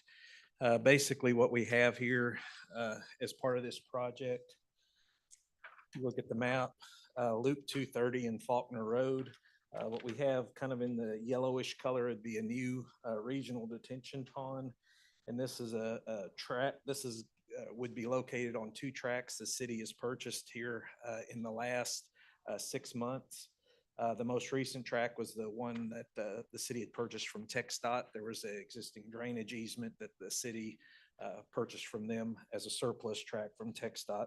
Where this is located, there's an existing drainage ditch that runs kind of right along this side of the project. So if you kind of get an idea of where this is located at, it's right there where that drainage ditch is. Also included in this project, besides the detention pond, it'll be a new storm sewer system. That existing box culvert that I mentioned to you will be replaced and upgraded, and a new storm sewer will go across Loop 230 down to Faulkner Road, up Faulkner Road, and then over to Oak Meadows Drive. And the existing flume that's along Oak Meadows Drive, that'll be redone and reconstructed for better conveyance with this storm sewer system. Lastly, this will also include a new pump station, basically to drain this pond dry once the storm event is over. And that's kind of just wanted to give you an overview of that project and purpose of that map. As far as bid opening, bid tab, I think each of y'all should probably have a copy of this in your bid packet.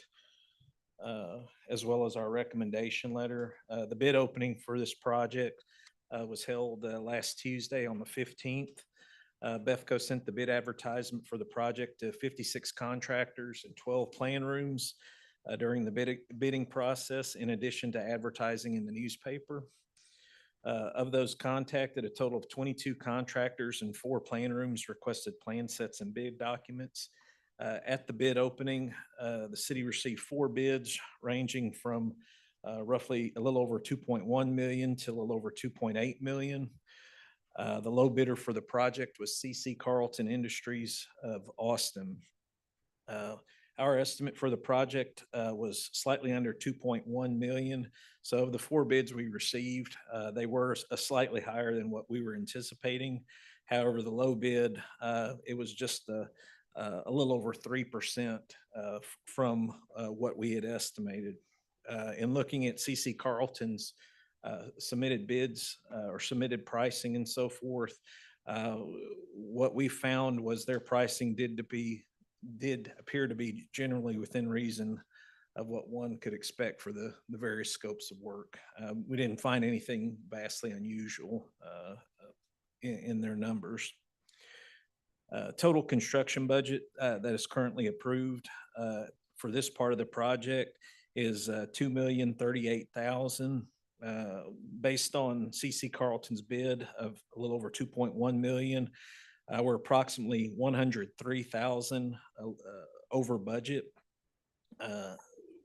Based on what we had talked about earlier, as far as construction dollars that haven't been allocated yet, it's about a little over $5.9 million, with the 103,000 being a smaller percentage of that $5.9 million. We would recommend the city reallocate funds like what we had talked about previously to cover the difference in price for this project. And just to kind of clarify, I know the way these projects, I should have mentioned this earlier, the biggest biggest part of the 4 parts is on the southeast side of town, and it's roughly a little over 5 million allocated on there. And the way that project is structured, it's easy to reduce scope in that project because of the sheer size of it. So even with reallocating funds, you're still going to have a fairly large project on that side. And so I don't want anyone to think that, hey, we're going to lose a project. That particular project will still be the largest project of the four parts. Yeah, I remember, Tim, when we did this, I think we were able to negotiate maybe a smaller size track because we designed this pond to be deeper. Am I remembering the right one, or is this something different?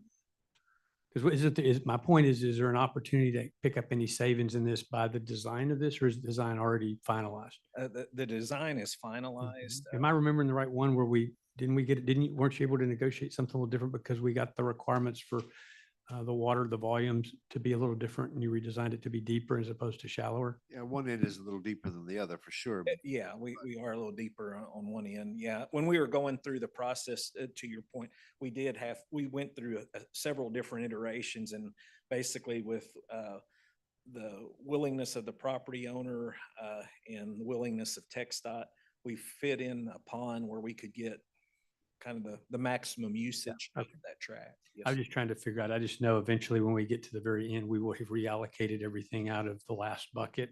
Yeah. And we may be short, but it gives me some comfort to know that the GLO has a provision that allows us to go in and get some additional dollars, right? Yeah, so basically with that reallocation, basically we work with their grant administrator, we revise the different. So they'll replenish the part that And then is taken. they'll submit it, and then basically at that point, the GLO has to approve the reallocation. Where GLO stand, basically their policy is you have, I think Robert mentioned $13 million total. You know, we can't go above that amount, but you can reallocate within that 13 million. So my question is, what happens when we get to the end and we're short? I asked the question earlier, who is that on, GLO or us? And you said GLO. If we spend all 13 and we're in the last phase of this project and there's not enough dollars, we're not forcing the city into having to write additional check. That will come out of GLO. What we'll do is when we get down to that last project, and we'll just say the $5 million, the last project, we'll basically, like whenever we go out to bid, I'll generate my own estimate and I'll structure our bid tab to try to match as close to what I think the prices will come.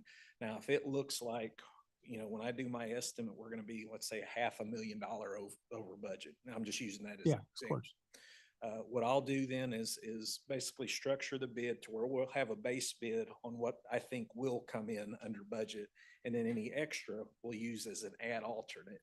And so at that point, then it's like, if we come in, you know, better numbers than what we have, we can add some of those add alternates. If it comes out more, then at that point, we can look at either reducing the scope or changing it, but we can make adjustments to where. Fair enough. I didn't mean to believe. I just want to make sure that we get to the very end, that there's a thoughtful approach to, we're not going to get caught being forced to write a $300,000 or $500,000 check to make up a gap. Okay, sir. Thanks. So awarding this contract tonight, it's not costing us any more money. We're gonna make it right on the last phase. Yeah. Yes, sir. Yeah, I was just going to mention, as far as the contractor itself, we haven't worked with CC Carlton before, but we did our due diligence and vetted them out. They're a fairly large outfit. They're 400 plus employees. Their range of projects, they have a long list of projects, a low end of $500,000 to 20 million plus. I know one of the contacts I reached out, they had listed the city of Bastrop. They'd done some work for them, and reached out to a contact that works for the city, and he couldn't recommend them enough. He said they're very responsive and spoke highly of them. Based on what we found and talking with their references and checking everything, they appear reputable and qualified to do this project. And as such, we'd recommend the city award the project for the total base bid. Any questions for Jim? Anybody have any questions? Okay, Jim, thank you. Sure.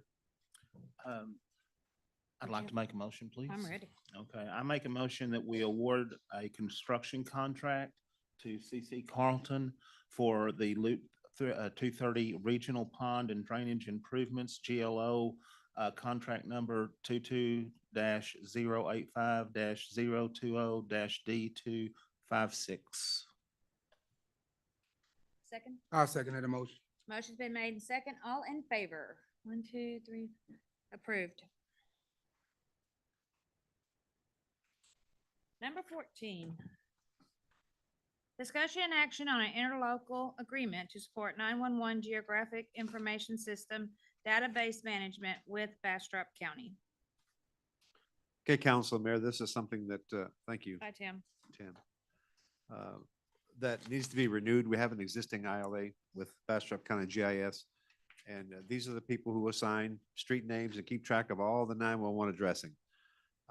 So this is just a renewal of that contract that we have with Bastrop County. Very simple. Any material changes in the contract? There's a evergreen now that goes on. We don't have to come back every 5 years, so it's. But we still have the termination right. Yes. Okay. Correct. You want a motion? Yes. Dusty, Julie, oh, they are. You want to add anything to it? I've got my glasses on. This is the manager of GIS at Bastrop County. Yes. Hi, Good Julie. evening, council, mayor. Thank you, Robert. I don't really have anything to add other than the Capital Area Planning Council contracts with the county to maintain 911 GIS data countywide, which includes City of Smithville. In their contract, they require that we contract with the addressing agencies. And so even without a contract with cities, we've always worked really close, and I like to think we've always had a good relationship and worked really well together for the safety of the public. So I would assume other cities within the county are doing the same thing, right? Like Bastrop and Elgin, the other cities within Bastrop County are doing the same thing we're doing, Yes, They have the same agreement? have the same contract. Yeah. We've recently reapproved the contract with the city of Elgin. City of Bastrop still under their current contract. And so, yeah, all the cities went under a contract a couple of years ago in ILA. There's no money involved, just making sure we get city data to input it into the 911 database, work together, any errors that we come across in the database, we refer those to the addressing jurisdiction for resolution. In the past couple of years, our GIS data goes through pretty rigorous QC process that CapCog implements with their vendors.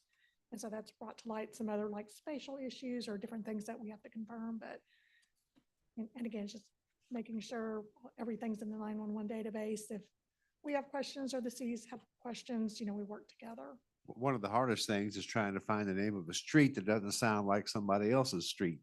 Yes. So a lot of the subdivisions get, street A, B, and C. Nope, it's not going to cut it. Well, actually, the Pecan Street, well, you can't use that one because there's It's so many already other taken. Pecan Streets.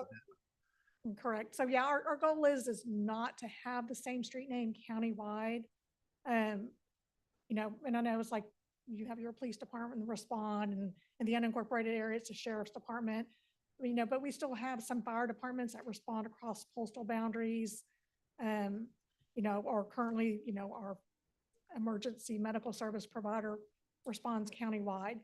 We understand there's going to be certainly streets like main streets, MLKs, different common street names that exist in all the cities.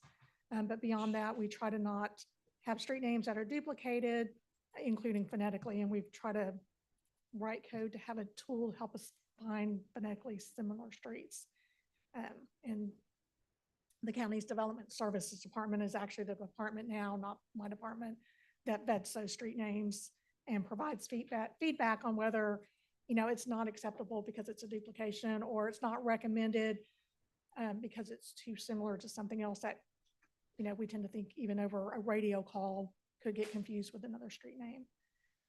But we've enjoyed working with the city of Smithville, and Tracy has been amazing to work with. That's right there. Tracy is amazing. Want a motion? I'm ready. Mayor, I move that we Thank approve you. approve the renewal of the ILA to support 911 GIS database management with Bastrop County. Second. Second. Motion been made and second. All in favor? 1, 2, approved. Thank you for your time.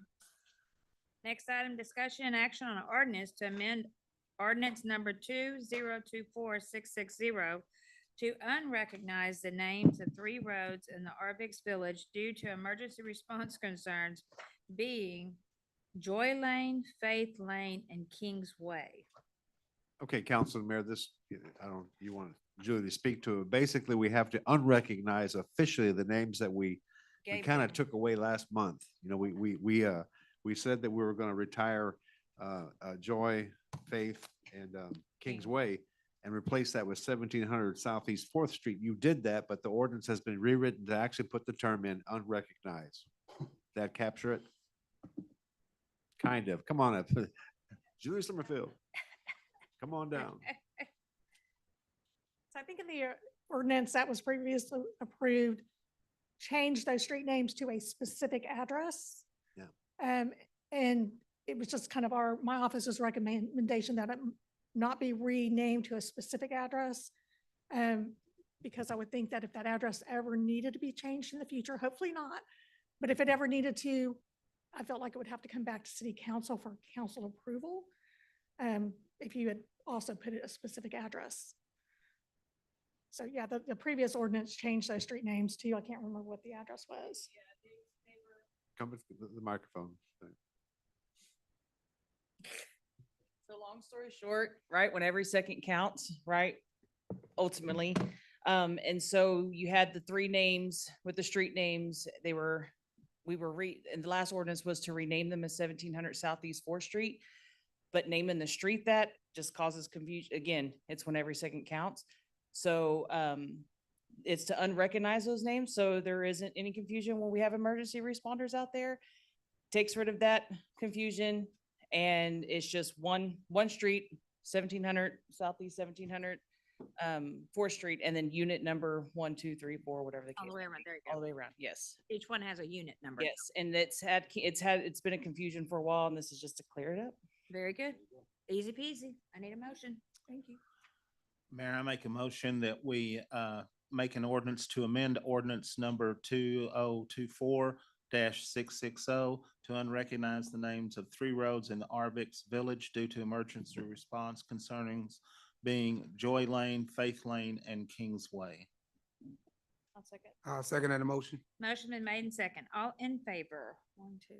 Motion is approved. Next items, discussion and action on certificate appropriateness from the Historic Preservation Design Standards Advisory Committee for Panama Rose located at 216 Main Street for the painted sign and new awning.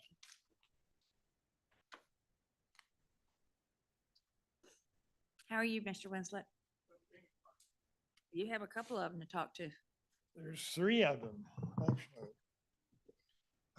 Yes, I'm Walter Winslet with the Smithville Historic Preservation and Design Standards Advisory Committee, or the really long name.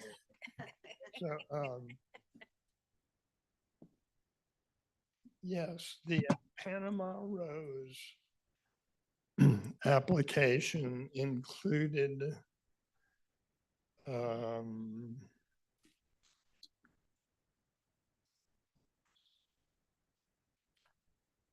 I was called this afternoon to come and do this, and I've never brought anything before the council before. I'm a little bit so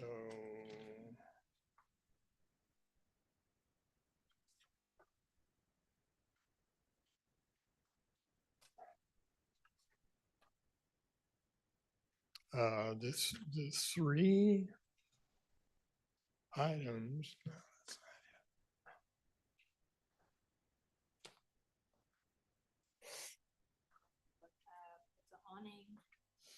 Yeah, I was involved in awning, signage, and then a painting a little bit of tile and putting a bronze plaque over those 2 things. And if you've seen the artwork that they've provided for this, I think it's going to look great downtown and really help, help the area. And we voted unanimously to recommend it to you. And I hope you will. I hope you will. Okay, what's next? The next one is going to be the Sweet Tea Cafe.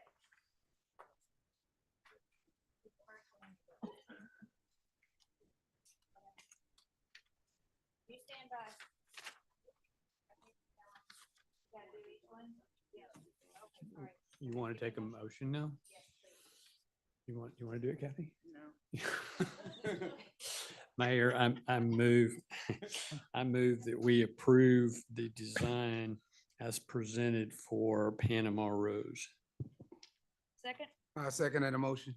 Motion been made and second, all in favor. 1, 2.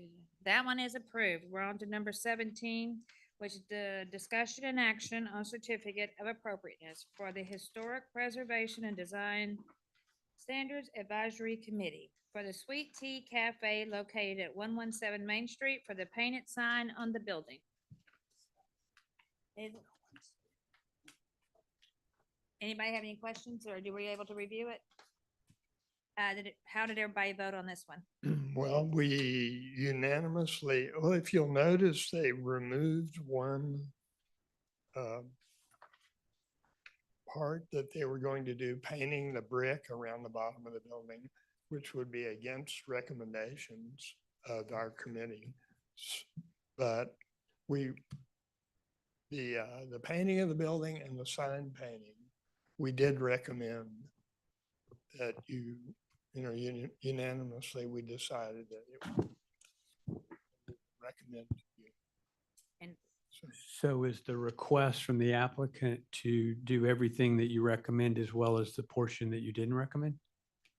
Is the request to do the painting? of the- They removed that from their. Okay, so the request has that removed from it. Yes. The only thing being requested is what the committee That's recommended. Okay. Ready for a motion? Am. I make a motion that we approve a certificate of appropriateness for the Historic Preservation and Design Standards Committee for Sweet Tea Cafe located at 117 Main Street for a painted sign on the building. Second? I second that motion. Motion's been made and seconded. All in favor? Motion is approved. On to number 18, which is discussion and action on certificate of appropriateness from the HPDSAC Committee for the Golden Girls Boutique located at 114 Main Street for a new sign with lighting, new columns, and paint. What'd you decide with Golden Girls? We unanimously agreed to advise acceptance of their COA. Yeah. There was only one little glitch, that the footings on the columns got painted before we gave approval for them to be painted, but it's a very small, kind of a modern addition to the building, and then the columns also. So we unanimously decided to let it slide and give, maybe a little talking to. Well, I like a good talking to. Okay, so y'all approved everything they were asking for then? Yes, we did. Okay. I'll entertain a motion. Thank you, Kat. If I can do it right. I got faith in you. I make a motion to approve the improvements at 114 Main Golden Girls Boutique. The painting, do I need to describe that in detail? Because I don't have that. From the store. For Golden Girls Boutique located at 114 Main Street for a new sign with lighting, new columns, and paint. Yes. Second? I second. Motion been made in second. All in favor? All in favor? All in favor? They're all in favor. Approved. She was one of our grant recipients. Yay, Tootsie. Yay, Tootsie. All right, I think your work is done here. I think. There, No, you're not. there is a, Oh, sorry about that. Discussion and action on license agreement with no? Doesn't have anything to do with him. act- Oh, That's not Walter. sorry, Walter. all right, I was right the first Should time. be done, I think. Yeah, you're done. Walter. Thank you. Thank you. Is this where we sing Another One Bites the Dust?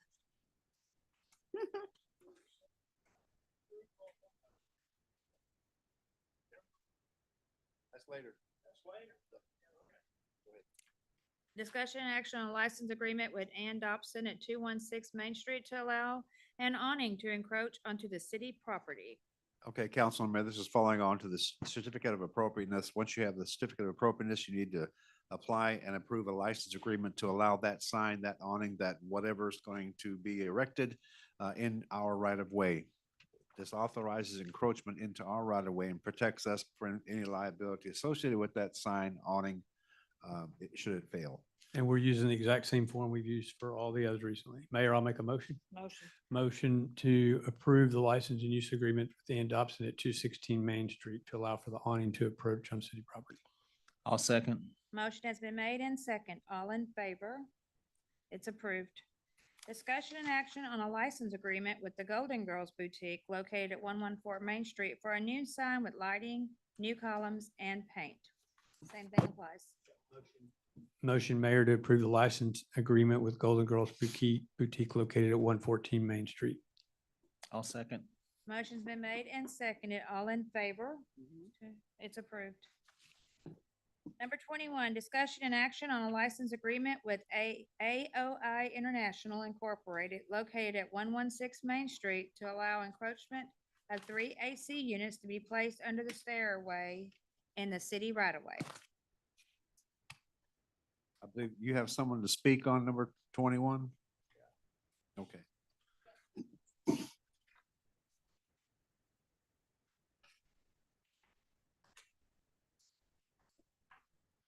Hello, How are you today? my name's Chuck Watson. I'm next door to the building here.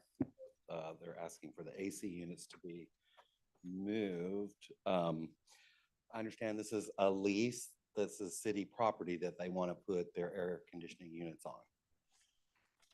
City property, and they're asking the city to lease the property to them.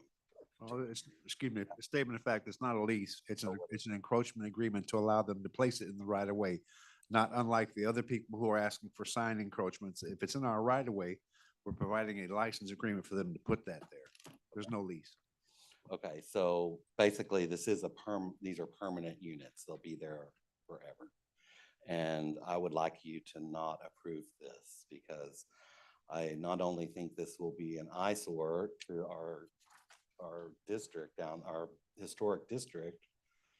I don't really understand why it doesn't go to the historic board, because it's air conditioning units, or why do they not have to get approval for this through the design board? This is your time to speak. I'm just asking, is that why is it here and not at the design? It doesn't go through the proper channels to get that done. Where's That not does anybody know that? Again, let me just reiterate the requirements. You have 3 minutes to address the council. I will address statements of fact afterwards. So this is your time to speak. Okay. We don't engage back and forth, typically. I think that they will, really look bad sitting there. I don't think with the drawings that they gave you, they even fit underneath the stairs there that they are showing. The dimensions are not correct on there. Their units that they have are way too tall to go under the steps that they have. I think that the heat and the noise down on the street will absolutely be loud and annoying and it's not good. The heat and everything will be coming up. I don't understand why this is even coming up because they have I can see this being if there's nowhere else to put their air conditioning units, but they can put their air conditioning units on the building, on their roof, just like everybody else that has access to, doesn't have alley access or whatever. They put their AC units on the roof, and they can absolutely do that. So I don't feel like they have to go to the city and have you guys approve them to put their air conditioning units on city property. Not only that, it's a green space in our very limited green spaces downtown. And they would have to cut down trees along there and all those bushes and everything, and I think that would be terrible. So they have a space to put these air conditioning units, and that's on their building. So that's where they should be addressing this and putting their AC units. Not only that, but they'd have to put all the Freon lines and all the electrical, all that stuff on their side of their building. I just think that would look terrible, so I'd hope you would not approve this. Thank you. Thank you. Mayor, question for the city manager. Robert, was this discussed with you in terms of is this the only alternative or could it have gone on the roof?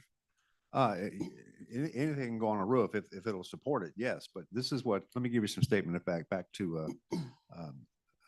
Chuck's question.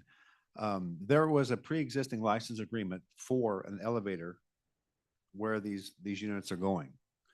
And it was granted, it must have been 5, 6, 7 years ago. And they are nullifying that particular license agreement to replace it with these 3 units. Yeah, you can put it, and I don't think anyone's here from AOI, unfortunately, to speak to it. But yeah, you could put it on the roof, but that's wasn't in their mind a feasible option, given the age of the roof and the fact that putting something on a building, now it does go to the long name committee. What are you putting? Where are you putting it? Because it's not going on the building and it's in our right of way, they did not have to go to the long name committee for this particular. So that area down there underneath the staircase, Mr. Watson said that was greenscape. Is that's shrubs and trees right now? Correct. So a question, so the staircase is there now, right? Yes, sir. So is that covered under a license agreement? It is, as is Okay. the, So does the license agreement for the staircase not cover the area that you put the air conditioning? Do we need an additional license? Do they have the right to use it for that? I'd have to go back and take a look at the agreement for the staircase. I don't think it, Jennifer's saying no, it My- doesn't. The license agreement, it says It's nothing else. can be specifies, add- okay, that's what it's added. question. It's Nothing just else can be specific. So it specifies that it can only be used for the staircase. Okay. And then just maybe a question for Mr. Watson. Did you talk to Victoria or Edward about this?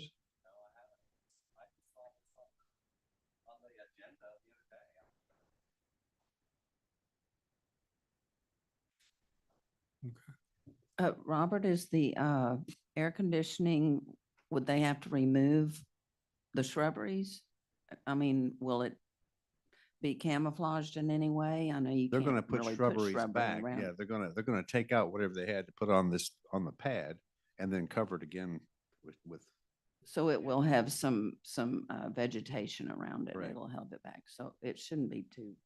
Well, I walked by there yesterday to look at it. I don't know if there's enough room. It may be that there have to be some other type of barrier, whether it be a fence or something. I don't know if you can put any shrubberies back. That's pretty narrow. The width of the stairwell is what, 2.5, 3 feet? It could be, but it depends on the kind of air conditioning unit. The air conditioning units now can be thin and a little bit taller, and these look like these are taller units.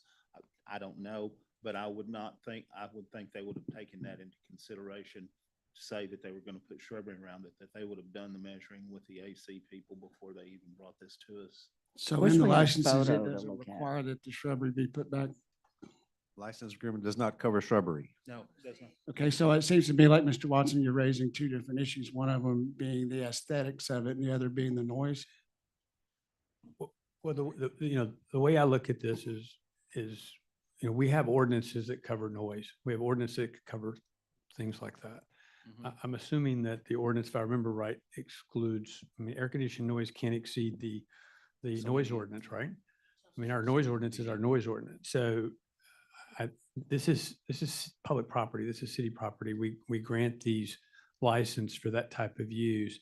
I'm just concerned that, did nobody talk to Victoria or Edward and find out why they wanted to do it there? I'm assuming it has to do with cost, or convenience, but I don't know why they wouldn't put it on the roof.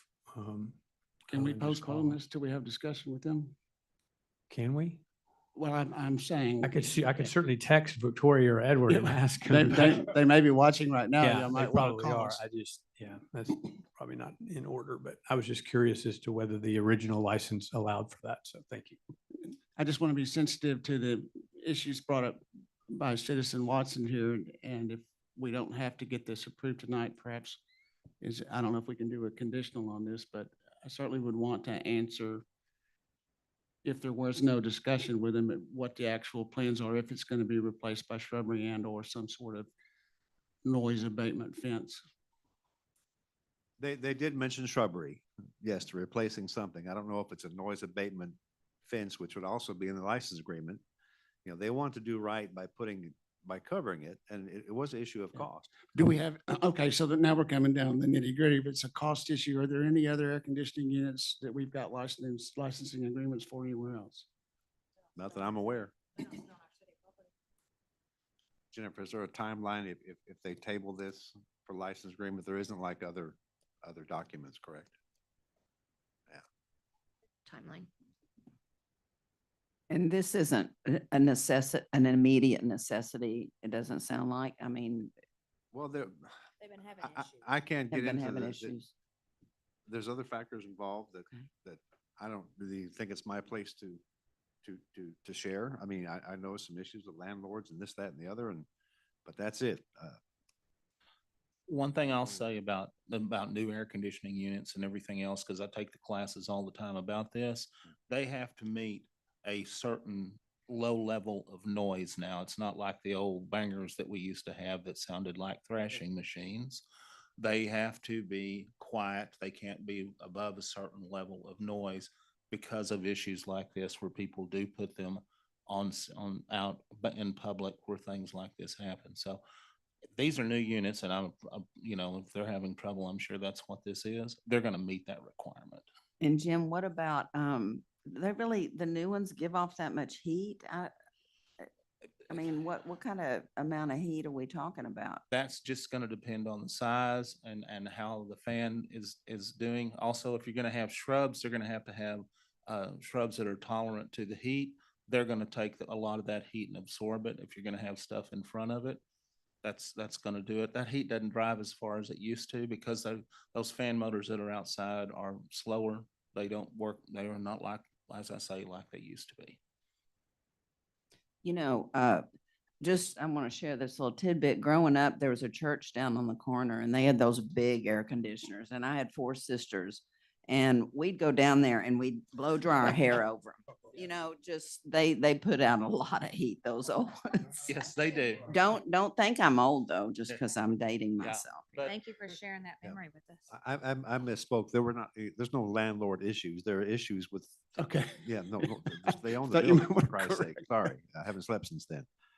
But the space, the pad they're going to put to the smaller units on, that's why there's 3 of them, will fit well behind the shrubbery, most of the shrubbery that's there now. So they're going to try to minimize the damage to the shrubbery. Yeah, when I walked over there yesterday, I couldn't see that. I mean, that had to be extremely narrow unit.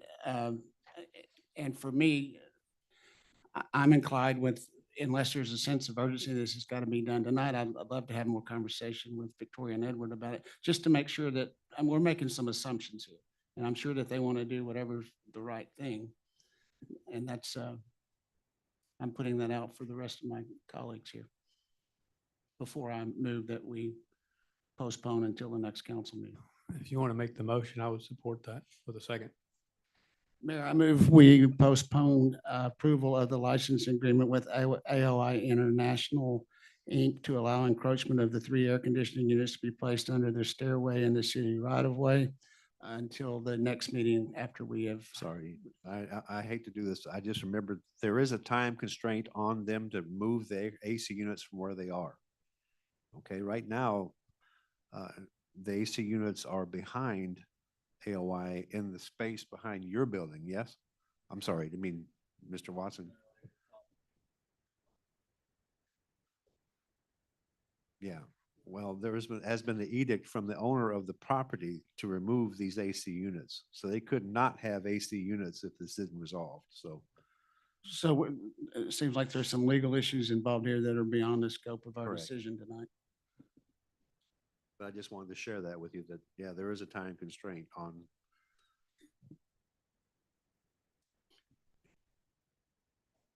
Mr. Watson, we can't hear you. If you, Mayor, would you allow him to come up and make another comment? You're welcome to come back up. You want to come back up?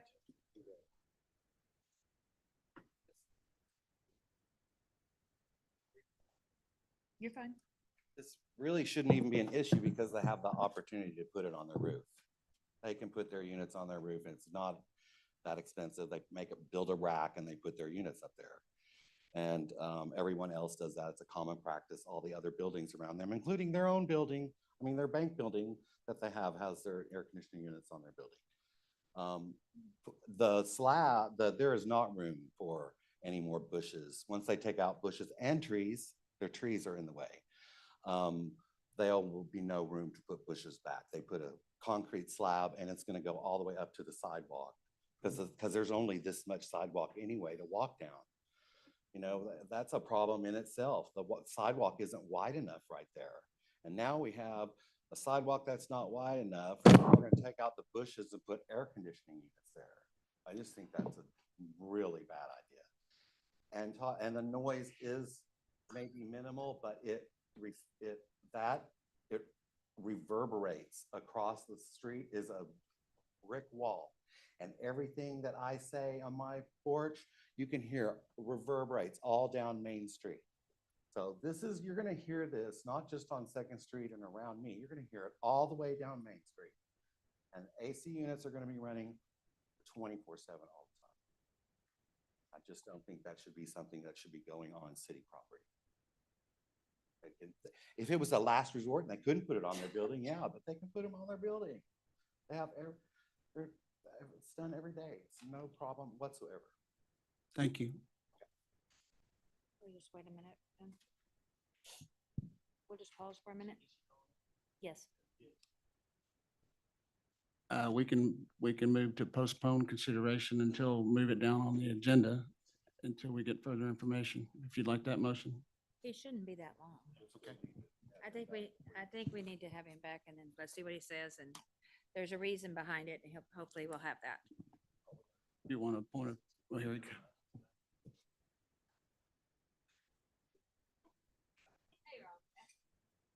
I was able to just confirm what the city manager said, which is there is a time sensitivity because of the requirement to move the other units, just as you described.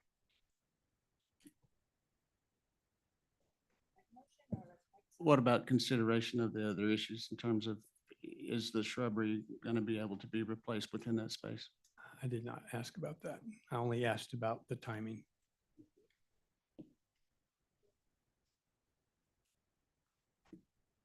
You know, I know that we want to consider all of that, but really within the legal part of what we're doing, I don't know how we can consider shrubbery as part of what's going to be going back there. Either we're going to place them there or we're not going to place them there.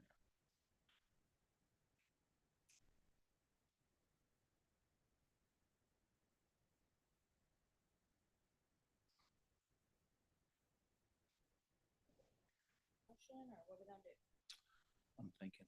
Well, I had made the motion that we postpone based on having more discussion, but that's before before we had the information regarding the time constraints here. The time constraints, unfortunately, are not necessarily part of our decision. I did make the motion that we postpone until the next meeting until we can get some more clarification, so I'll let that motion stand. Well, and I think the purpose of a second is to signify that the motion is worthy of discussion and vote, so I will second the motion to table. A motion's been made and seconded to table the discussion on an action on the license agreement with AOI International Incorporated located at 116 Main Street to allow the encroachment of 3 AC units to be placed under the stairway. We need to vote on it? No, we need discussion now. We have a motion and a second, so now we need discussion. So I would be interested as a member of the council to hear what the others say Yeah, before we I'd like vote. to hear from the other three. I thought we tabled it. Well, no, Well, we the have a second just motion to opens discuss- table and we have a second. Now we open Haven't for tabled it discussion. yet. So I We want to always hear have what, I discussion. want to hear what Tyrone and what Councilmember Jenkins, because we're getting ready to have to vote. And before we vote, I'd rather everybody talk about what are their issues for this. Well, I can see two or three things here. I'm looking at the design now because I see where they've put it. There's, there's enough room in between where they're placing them. There's 5'3" between them. The fan and heat noise to me doesn't come because that could be turned sideways. It wouldn't be coming out on the sidewalk. It would be facing underneath the stairwell, going one way or the other. They could put with what they have there, they could encircle them with bushes right there. That would take the heat away from it being driven up and down the sidewalk.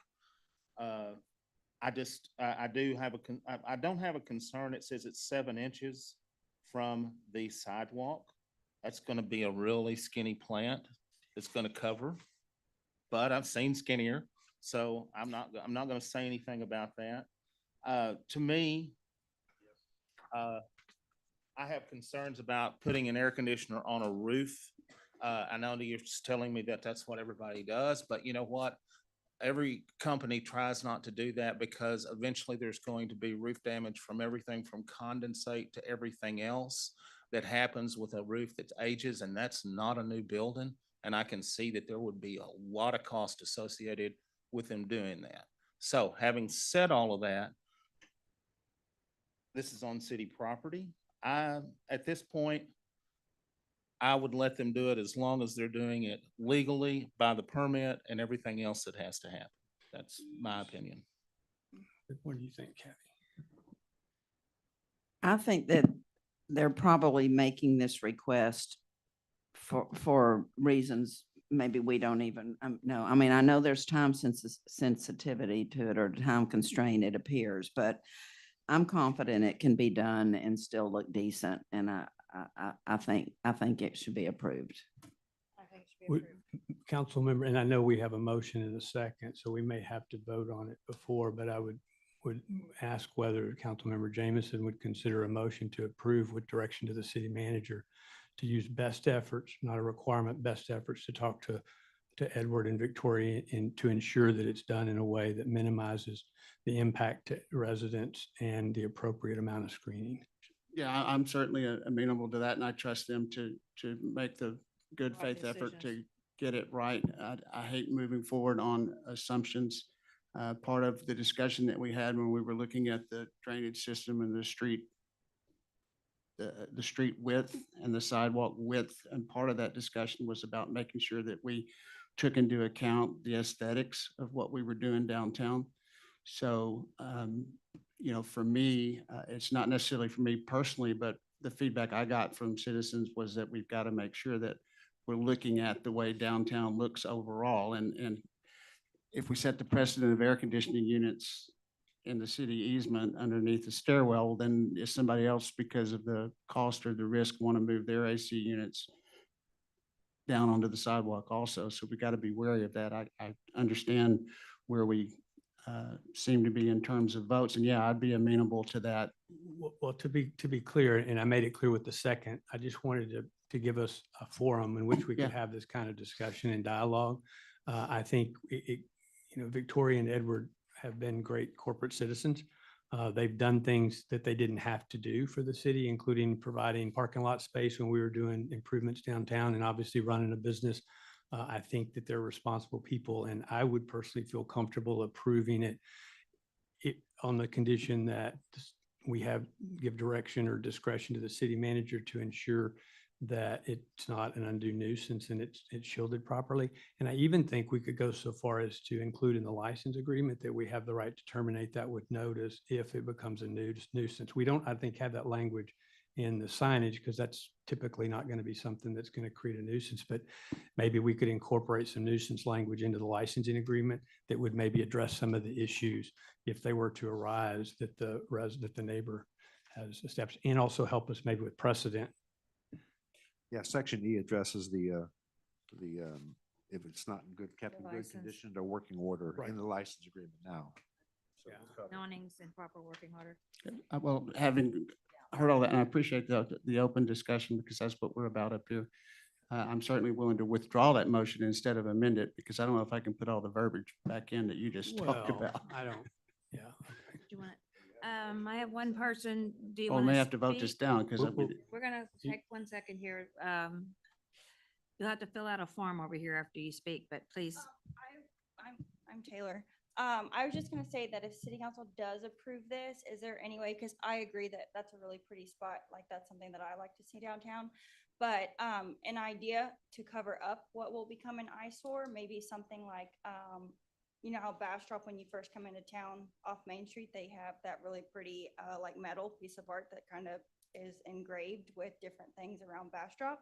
If we could consider maybe doing something along those lines, because I don't think that the shrubbery will be able to fit there. So figuring out a way to cover up that. I just feel like they would be open to something. I mean, they're about beautification. I would think they would be I open mean, to we something. can't mandate We that. can't And that mandate also that, that but I kind of bet we can wrought iron, that stuff is we extremely can. expensive, but I feel like they will do, I feel like they will do something aesthetically pleasing to the, the eye. to That's a the good eye. point.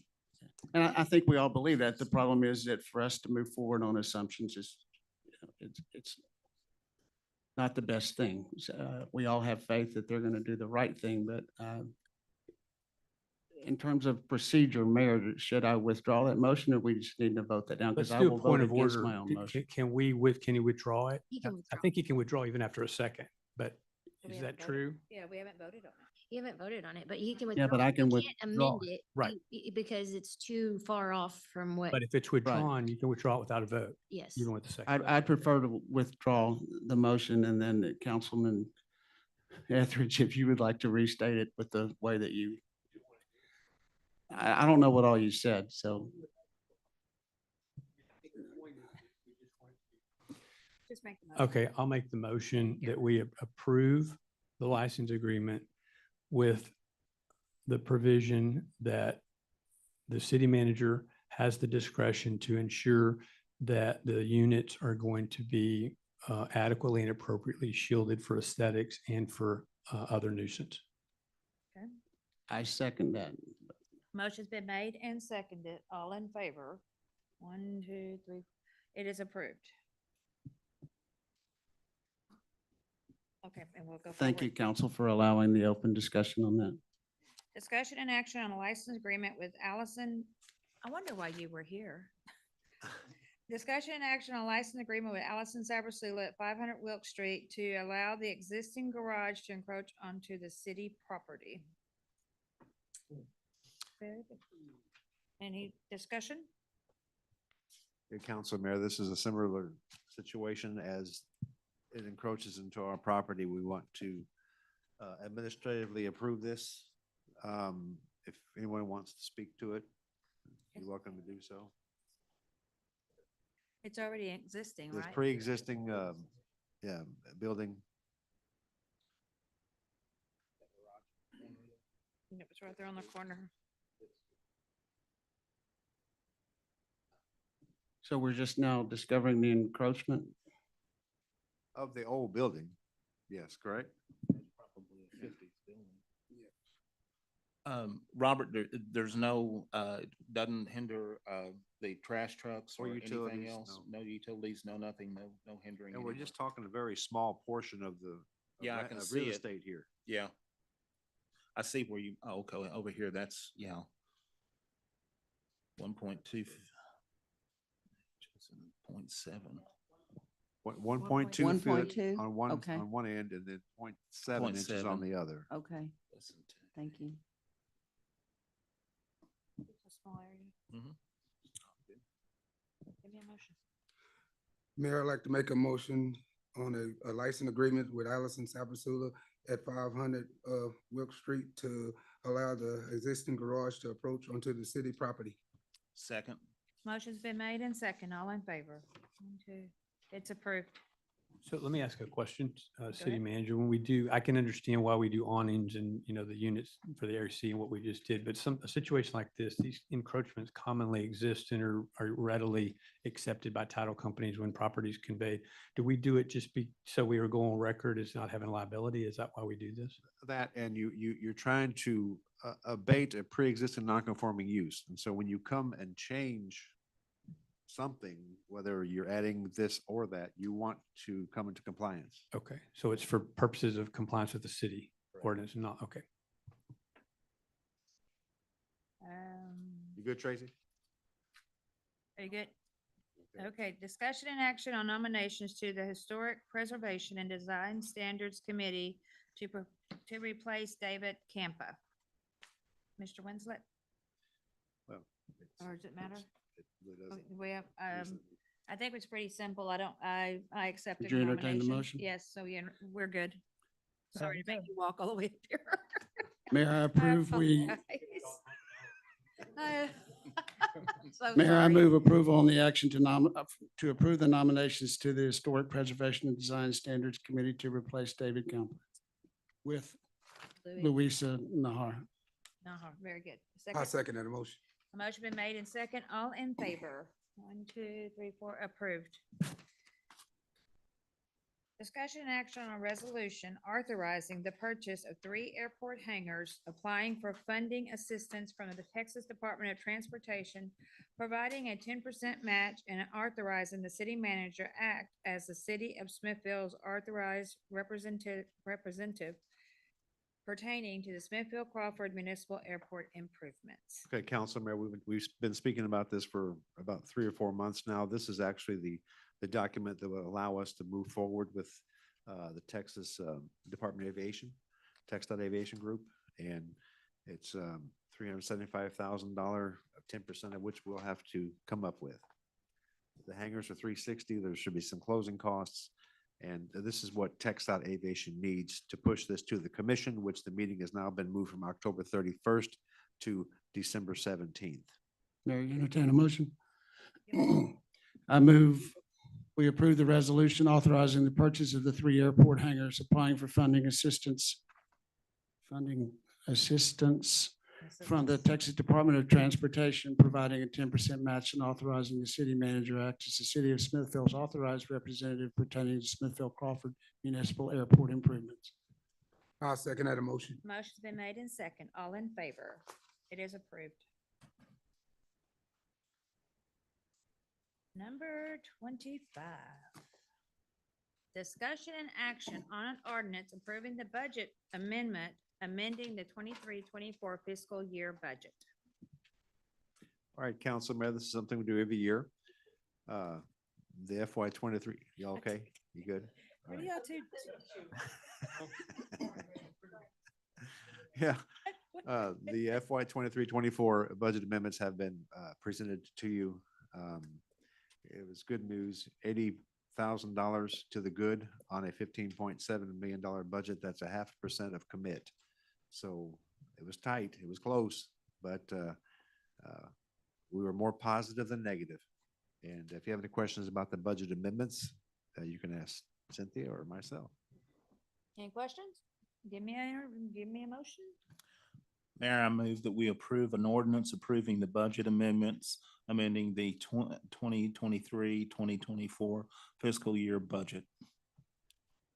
I second that motion. Motion's been made and second, all in favor. It is approved. Approval of the financial report. Welcome, Cynthia.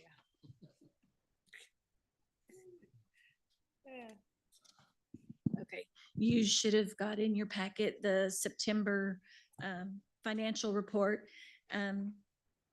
As always in September, not everything is necessarily in it this time. I got an invoice today. I am still doing a few adjusting and journalizing entries. Hopefully I've done most of them so that this report is as close as I can get at this time. I don't know if y'all have any questions. It pretty much reflects what I did in the budget amendment. So hopefully everything is close. I don't know if y'all had any concerns with anything at the end of the year. No, did it without the hot weather. Yeah, the utility fund turned good on the last month, so I was happy for that. So, Don't jinx the rain. yeah, You want to we need the rain now, so. move, Mayor, that we approve the financials for the month as presented. Second. Motion's been made and second, all in favor. It is approved. And upon closing, remember Veterans Day is Monday, November 11th. All city offices will be closed. Our November city council meeting will be November 12th, a Tuesday. Hope I have a big group next time. With that, we are adjourned.